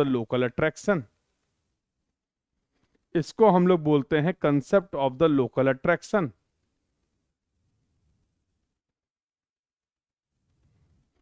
तीन तरीके के सवाल बनते हैं यहां से, जानना चाहे तो कैसे कैसे इस टॉपिक से बेटा तीन तरीके के सवाल बनते हैं। टाइप ऑफ प्रॉब्लम की अगर मैं बात करूं, और बड़ा प्यारा टॉपिक है, पहला टॉपिक, दूसरा टाइप और तीसरा टाइप। आपको बोलेगा कि भैया आकर्षण ने फिर गलती करवा दी, अब ये देख लो तुम भाई। आपको बोला जाएगा ये सर्वे वर्क हम करने गए थे, क्या करोगे सर्वे वर्क में? सर लेंथ मेजर करेंगे, फोर बियरिंग मेजर करेंगे, बैक बियरिंग मेजर करेंगे, वापस आ जाएंगे। बोलेगा ये तुमने कंपास सर्वे किया जिसका डेटा ये है, पता करो इस सर्वे में लोकल अट्रैक्शन था या नहीं था। लोकल अट्रैक्शन प्रेजेंट है कि एब्सेंट है किसी भी सर्वे वर्क में, ये पता करो। यार हम तो वहां थे भी नहीं, हमसे क्यों पूछ रहे हो? सर्वे करने तुम गए हो, डेटा कोई और लाया है, हमसे पूछ रहे हो लोकल अट्रैक्शन है कि नहीं है। वहां पर क्या लोकल अट्रैक्शन की समस्या थी या नहीं थी, ये आप जानना चाहते हैं। अगर लोकल अट्रैक्शन की समस्या थी, अगर लोकल अट्रैक्शन वहां पर था, तो इसकी वजह से तुम्हारे मेजरमेंट में कितनी एरर हुई है ये बताइए। और जब जब बात एरर की होगी तो हमें उसके लिए करेक्शन भी निकालना पड़ेगा। जब जब बात एरर के लिए होगी तो हमें उसके लिए करेक्शन भी निकालना पड़ेगा। यस और नो? तो कहेगा अगर एरर हुई है तो एक काम करिए, करेक्शन निकालिए और सभी करेक्शन को अप्लाई करके सभी लाइंस की करेक्ट बियरिंग्स बताइए फिर। अरे अगर तुम्हारे सर्वे वर्क में कोई गलती है तो करेक्शन निकालो, करेक्शन को अप्लाई करो, उस गलती को खत्म करो और करेक्ट वैल्यू बताओ।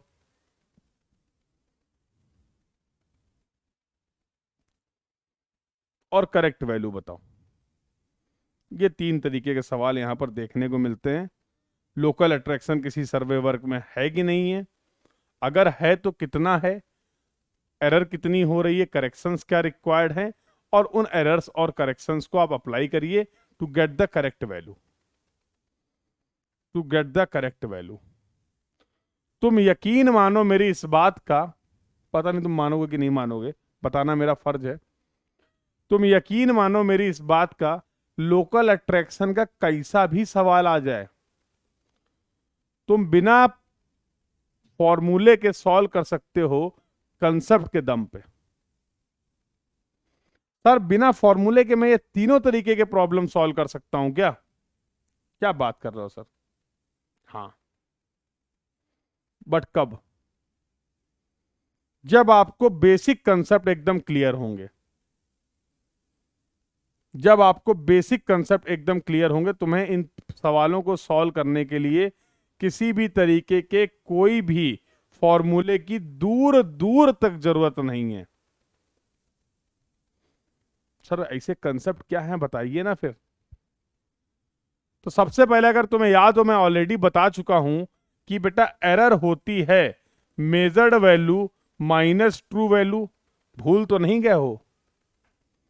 और जिस समय पढ़ाया होगा, बताया होगा, तो ये भी जरूर कहा होगा कि ये केवल लीनियर मेजरमेंट के लिए कंसेप्ट नहीं बता रहा हूं।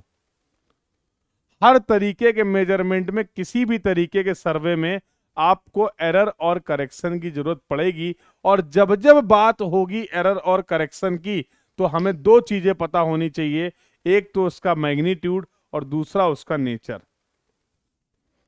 एक तो उसका मैग्नीट्यूड और दूसरा उसका नेचर। और दूसरा कंसेप्ट मैंने आपको बताया था, करेक्शन जो होता है वो true value minus measured value, और एरर और करेक्शन में एक रिश्ता था, वो ये था। याद आ गया? याद आ गया? तो एक तो ये कंसेप्ट चाहिए। इस कंसेप्ट के साथ साथ अगर कुछ ऑब्जर्वेशन पे आप ध्यान गौर फरमा दें, अगर कुछ ऑब्जर्वेशन पे आप गौर फरमा दें, तो आराम से लोकल अट्रैक्शन की सभी समस्याओं को हम लोग डील कर सकते हैं। फरमाएंगे ध्यान? ध्यान फरमाएंगे? कुछ ऑब्जर्वेशंस हैं, क्या उनमें थोड़ा सा गौर फरमाने का कष्ट करेंगे? बताइए, क्या इन ऑब्जर्वेशंस को समझने का कष्ट कर सकते हैं? क्या इन ऑब्जर्वेशंस को समझने का कष्ट तकलीफ कर सकते हैं थोड़ी सी? बोलो, बता तो दो। बताओ भाई। बिल्कुल करेंगे सर, जरूर करेंगे। नंबर लाने, रैंक लाना, तो थोड़ा सा तो कष्ट करना ही पड़ेगा ना। सोते सोते रैंक थोड़ा आती है। बिल्कुल कष्ट करेंगे, बिल्कुल। आओ, पहला है पॉइंट कि बेटा किसी भी लाइन के लिए, किसी भी लाइन के लिए फोर बियरिंग और बैक बियरिंग का डिफरेंस जो है वो होना चाहिए 180 डिग्री।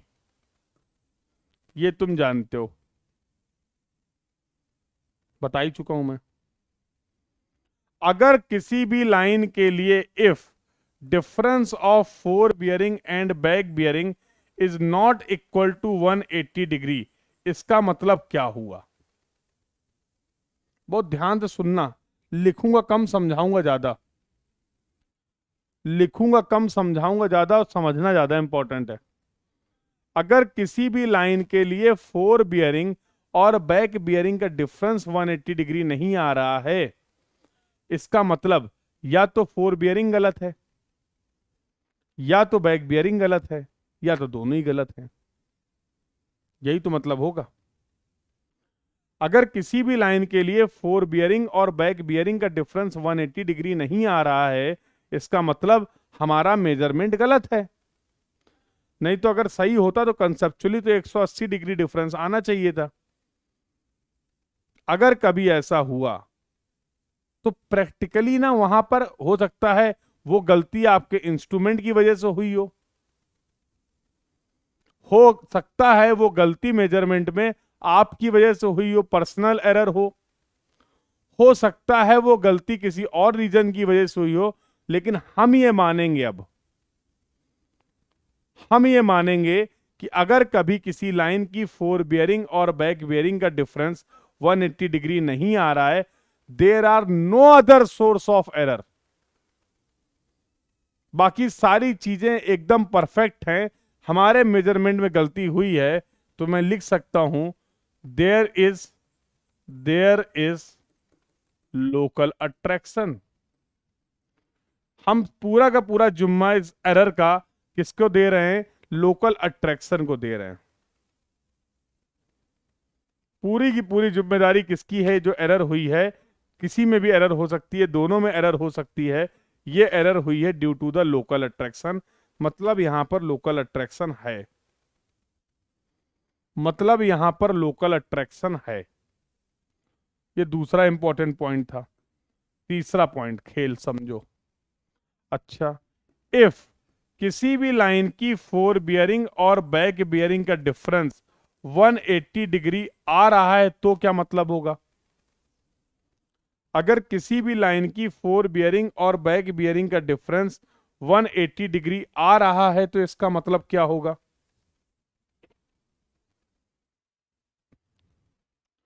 अगर किसी भी लाइन के लिए फोर बियरिंग और बैक बियरिंग का डिफरेंस 180 डिग्री आ रहा है तो इसका क्या मतलब होगा?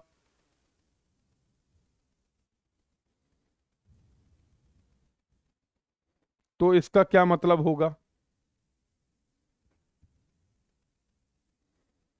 अरे सर इसमें देखो, अरे इसी में तो खेल है बेटा। यहां पर दो पॉसिबिलिटी हैं, यहां पर दो पॉसिबिलिटी हैं। पहली पॉसिबिलिटी तो ये है कि अगर difference of fore bearing and back bearing 180 degree है तो यहां पर कोई भी लोकल अट्रैक्शन नहीं है, तो यहां पर कोई भी लोकल अट्रैक्शन की समस्या नहीं है। पहली पॉसिबिलिटी तो ये है। लेकिन सिर्फ इतना ही, लेकिन सिर्फ इतना ही, लेकिन सिर्फ इतना ही खेल नहीं है। एक पॉसिबिलिटी और है, एक पॉसिबिलिटी और है कि अगर कभी किसी लाइन की फोर बियरिंग और बैक बियरिंग का डिफरेंस 180 डिग्री आ रहा है तो इसका एक मतलब और है। बिल्कुल, both stations are having local attraction. अगर दोनों ही स्टेशन पे सेम एरर हो रही है लोकल अट्रैक्शन की वजह से, तो भी डिफरेंस 180 डिग्री आ जाएगा, तो भी डिफरेंस 180 डिग्री आ जाएगा। सर ये पॉइंट थोड़ा विजुअलाइज नहीं हुआ। आओ, मान लो ये लाइन ए बी है, स्टेशन ए पे लोकल अट्रैक्शन की वजह से +1 डिग्री की एरर है, स्टेशन बी पे लोकल अट्रैक्शन की वजह से +1 डिग्री की एरर है। आपने फोर बियरिंग मेजर करी, मान लो ये आ रही 21 डिग्री, आपने बैक बियरिंग मेजर करी, ये आ रही 201 डिग्री। जरा फोर बियरिंग और बैक बियरिंग का डिफरेंस निकालो। यहां पे फोर बियरिंग और बैक बियरिंग का डिफरेंस निकालो, कितना आ जाएगा? 180 डिग्री। डिफरेंस तो 180 डिग्री आ रहा है, बट यहां पर तो दोनों स्टेशन पे एरर है। बोलो। तो कंसेप्चुअली अगर डिफरेंस 180 डिग्री आ रहा है तो भी हमारे सर्वे वर्क में लोकल अट्रैक्शन की वजह से एरर हो सकती है। प्रूफ करके दिखा दिया अब तो मैंने तुम्हें, प्रूफ करके बता दिया। लेकिन न्यूमेरिकल पॉइंट ऑफ व्यू से, न्यूमेरिकल पॉइंट ऑफ व्यू से हम केवल पॉसिबिलिटी 1 को कंसीडर करेंगे। Consider only possibility 1, consider only possibility 1। अगर डिफरेंस 180 डिग्री आ गया है, हम मान लेंगे वहां पर कोई लोकल अट्रैक्शन की समस्या नहीं है। अगर डिफरेंस 180 नहीं आ रहा है तो हम मान लेंगे वहां पर लोकल अट्रैक्शन है। कंसेप्चुअली ये भी एक पॉसिबिलिटी हो सकती है जिसके बारे में हम लोगों ने डिस्कस कर लिया, बट इस पॉसिबिलिटी को हम लोग न्यूमेरिकल में कंसीडर नहीं करेंगे। इस पॉसिबिलिटी को हम लोग न्यूमेरिकल में कंसीडर नहीं करेंगे। तो आई होप ये ऑब्जर्वेशन सब क्लियर हैं। तीसरा लास्ट आखिरी सबसे इंपॉर्टेंट ऑब्जर्वेशन जो है वो ये है, पहले लिख देता हूं। If any station is affected from if any station is affected from local attraction, then all the measurements then all the measurements taken from that station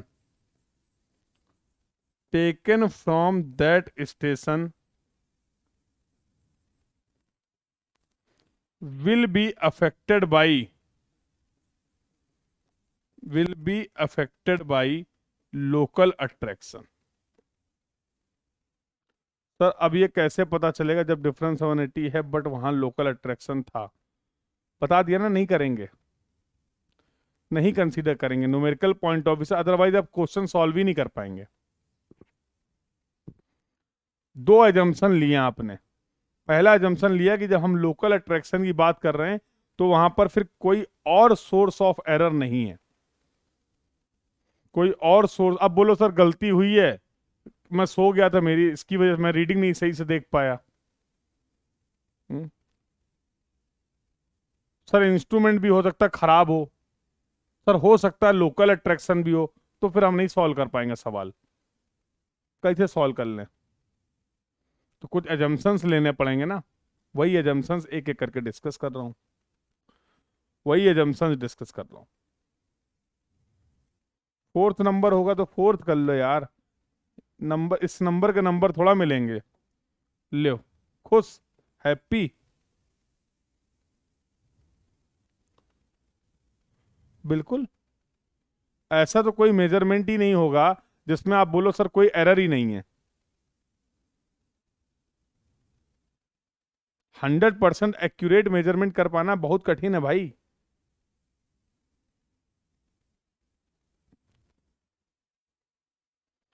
third fourth point को समझने की कोशिश करिए बेटा, बहुत इंपॉर्टेंट पॉइंट है। क्या लिखा है कि अगर किसी स्टेशन पे लोकल अट्रैक्शन है तो उस स्टेशन से तुमने जितने भी रीडिंग्स लिए होंगे वो सभी के सभी रीडिंग्स गलत होंगे। सर कैसे? बोले ऐसे, मान लो ये कोई ट्रैवर्स था, मान लो एग्जांपल के लिए ये तुम्हारा कोई एक ट्रैवर्स था, ये स्टेशन ए है, ये स्टेशन बी है, ये स्टेशन सी है और ये स्टेशन डी है। मान लो let station B is having the local attraction. Station B पे यहां पर लोकल अट्रैक्शन है, मान लो, मान लिया। ऐसे कौन कौन से मेजरमेंट होंगे इस सर्वे वर्क में जो कि गलत होंगे, जिनमें एरर होगी due to the local attraction? बेटा स्टेशन बी पे जब आप गौर फरमाएंगे तो आप पाएंगे कि सर स्टेशन बी से हम दो बियरिंग मेजर करेंगे। स्टेशन बी से सर हम दो बियरिंग मेजर करेंगे, एक तो करेंगे 4 बियरिंग ऑफ लाइन बीसी, एक तो ये मेजर करेंगे। स्टेशन बी से ही सर हम एक एंगल और मेजर करेंगे और सर वो एंगल होगा back bearing of line A B. बोलो हाँ या ना? 4 bearing of the line B C and back bearing of the line A B. ये दोनों ही मेजरमेंट आप स्टेशन बी पे ही तो कंपास रख के करेंगे। तो अगर अगर अगर स्टेशन बी पे लोकल अट्रैक्शन है, अगर स्टेशन बी पे लोकल अट्रैक्शन है तो 4 बियरिंग ऑफ बीसी भी गलत होगा और बैक बियरिंग ऑफ एसी भी, ए बी भी गलत होगा। यही ये लाइन कहना चाह रही थी, यही ये लाइन कहना चाह रही थी जो मैंने लिखी थी। क्या लिखा था? If any station is affected from the local attraction, then all the measurements taken from that station will be affected by the local attraction।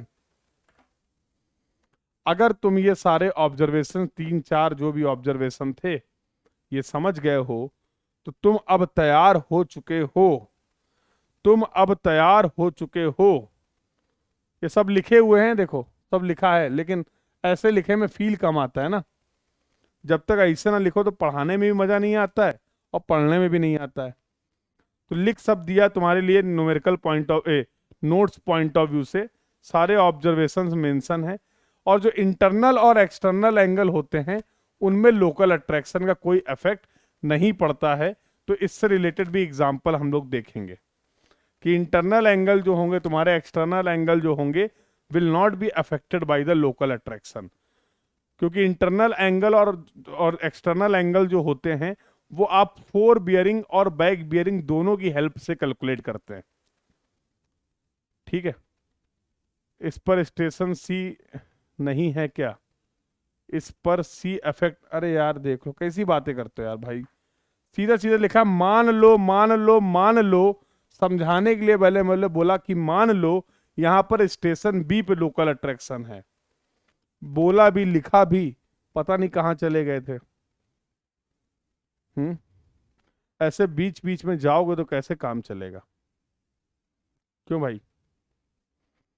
ऐसे बीच बीच में अगर कंसेप्ट से अपना दिमाग भटकाओगे तो कैसे काम चलेगा? हम्म, बोला भी है, लिखा भी है, बताया भी है, कई बार बताया है, कहाँ चले गए थे?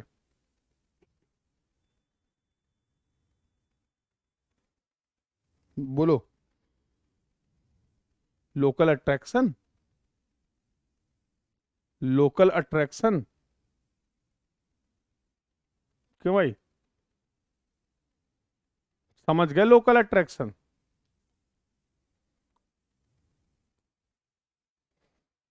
समझ गए? तो all the observations I have also clearly mentioned here. मुद्दा ये है कि चलिए सर अब बातें तो बहुत हो गई, अब खेल शुरू करते हैं। अब खेल शुरू करते हैं, कंसेप्ट भी समझ गए हैं, ऑब्जर्वेशन भी समझ गए हैं। अब सर खेल शुरू करना चाहते हैं। प्यारा सा सवाल है। जीवन में भाई साहब पहली बार गेट दिया था हमने 2013 में। 2013 में पहली बार गेट दिया था, आईआईटी बॉम्बे ने पेपर कराया था। यादें हैं बहुत पुरानी पुरानी मेरे पास, समझ रहे हो? आईआईटी बॉम्बे ने पेपर कराया था और पहली बार इतिहास में गेट का पेपर ऑनलाइन हुआ था। कैसा हुआ था? ऑनलाइन। और पहली बार लोगों ने गेट में एनएटी क्वेश्चन देखे थे, न्यूमेरिकल आंसर टाइप। तो काफी अलग टाइप का पेपर था। हम्म, और ये उसी साल का सवाल है। और अब तक का लोकल अट्रैक्शन का गेट में आया हुआ सबसे बेहतरीन सवाल है। ये भी एक बात बता रहा हूं। तो ये सवाल आप सभी को करना है ट्राई। क्या करना है? ये सवाल आप सभी को करना है ट्राई, क्योंकि अभी आपके पास है टाइम। अगली क्लास में हम लोग डिस्कशन स्टार्ट करेंगे और इस सवाल से ही डिस्कशन स्टार्ट करेंगे। तो कोई ऐसा बिल्कुल गलत फहमी में ना रहे कि अरे क्या करना ट्राई, सर को पता थोड़ा चल रहा है। आराम से बैठते हैं, अभी क्लास स्टार्ट होगी, सर बताएंगे, लिख लेंगे, आराम से नोट कर लेंगे। कम से कम इस सवाल में आपको 10 मिनट इन्वेस्ट करना है ईमानदारी से। ठीक है? और झूठ तो बोलना नहीं मेरी क्लास में, किसी क्लास में नहीं बोलना है। तो कम से कम ये जो आपके पास गैप है अभी आधे घंटे का लगभग, इस गैप में कम से कम 10 मिनट का टाइम आप इस सवाल को देंगे। जो जैसा जितना समझ में आ रहा है उसको समझने की कोशिश करेंगे, ताकि ये बहुत अच्छा सवाल है, ताकि जब इस कंसेप्ट को मैं एक्सप्लेन करूं, इस सवाल को मैं एक्सप्लेन करूं, तो काफी डिटेल में, ठीक है, काफी डिटेल में, काफी डिटेल में आप उसको कर पाए। सब सब हो जाएगा, चिंता मत करो। ठीक है? तो everyone do try this question. I you all can take the screenshot if possible. तो आप ये डेटा नोट कर सकते हैं, अदरवाइज आपके पास क्लास तो अवेलेबल रहेगी। और अगली क्लास का डिस्कशन हम लोग इसी क्वेश्चन के साथ स्टार्ट करेंगे। So this was all about for this class. मिलते हैं बेटा नेक्स्ट क्लास में। क्लास को टाइम पे ज्वाइन करेंगे और नेक्स्ट क्लास में इस क्वेश्चन को कंप्लीट करने के बाद we will start our discussion for traverse surveying. तो ट्रैवर्स की कुछ बातचीत कर ली है। ट्रैवर्स भी बहुत इंपॉर्टेंट और अच्छा टॉपिक है, और बहुत बेहतरीन सवाल आया था इस बार गेट में ट्रैवर्स से रिलेटेड। ट्रैवर्स से रिलेटेड आई थिंक 2 से 5 वाली शिफ्ट में बहुत प्यारा सवाल आया था, डिलीवरी बॉय वाला, याद है? जिन्होंने शाम को पेपर दिया होगा 2 से 5 वाला, उनको याद आएगा। एक डिलीवरी बॉय वाला प्रॉब्लम आया था सर्वेइंग का, बहुत अच्छा सवाल। और हमेशा से मैं बोलता हूं, अगर आप क्लासेस भी देखेंगे, लास्ट ईयर भी मैंने बोला था कि अगर अच्छा सवाल कोई बनेगा, अच्छा सवाल अगर कोई बनेगा सर्वेइंग का, तो उनमें से एक सवाल आपका बनेगा ट्रैवर्सिंग से। ठीक है, ठीक है भाई। आंसर आ गया ए। विक्की कह रहे हैं आंसर आ गया ए। अबे इतने जल्दी तो हम सवाल ना पढ़ पाए। आंसर आ गया ए, मेरे हिसाब से ए गलत आंसर है। मेरे हिसाब से ए गलत आंसर है। ठीक है, मेरे हिसाब से ए इसका आंसर गलत है, बाकी ट्राई कर लेना। हाँ, इतने जल्दी तुमने कर भी लिया। यहाँ हम इसको अभी पढ़ ना पाए, पढ़ने में हमको 2 मिनट लग जाएगा, और हजारों बार लगा चुके होंगे सवाल, तब भी टाइम लग जाएगा पढ़ने में। बहुत तेज हो तुम लोग। ये है question. Do try the question. See you at 9:30. Do join the class on the time. This was all about for this class. Thank you everyone. Keep learning. Thank you.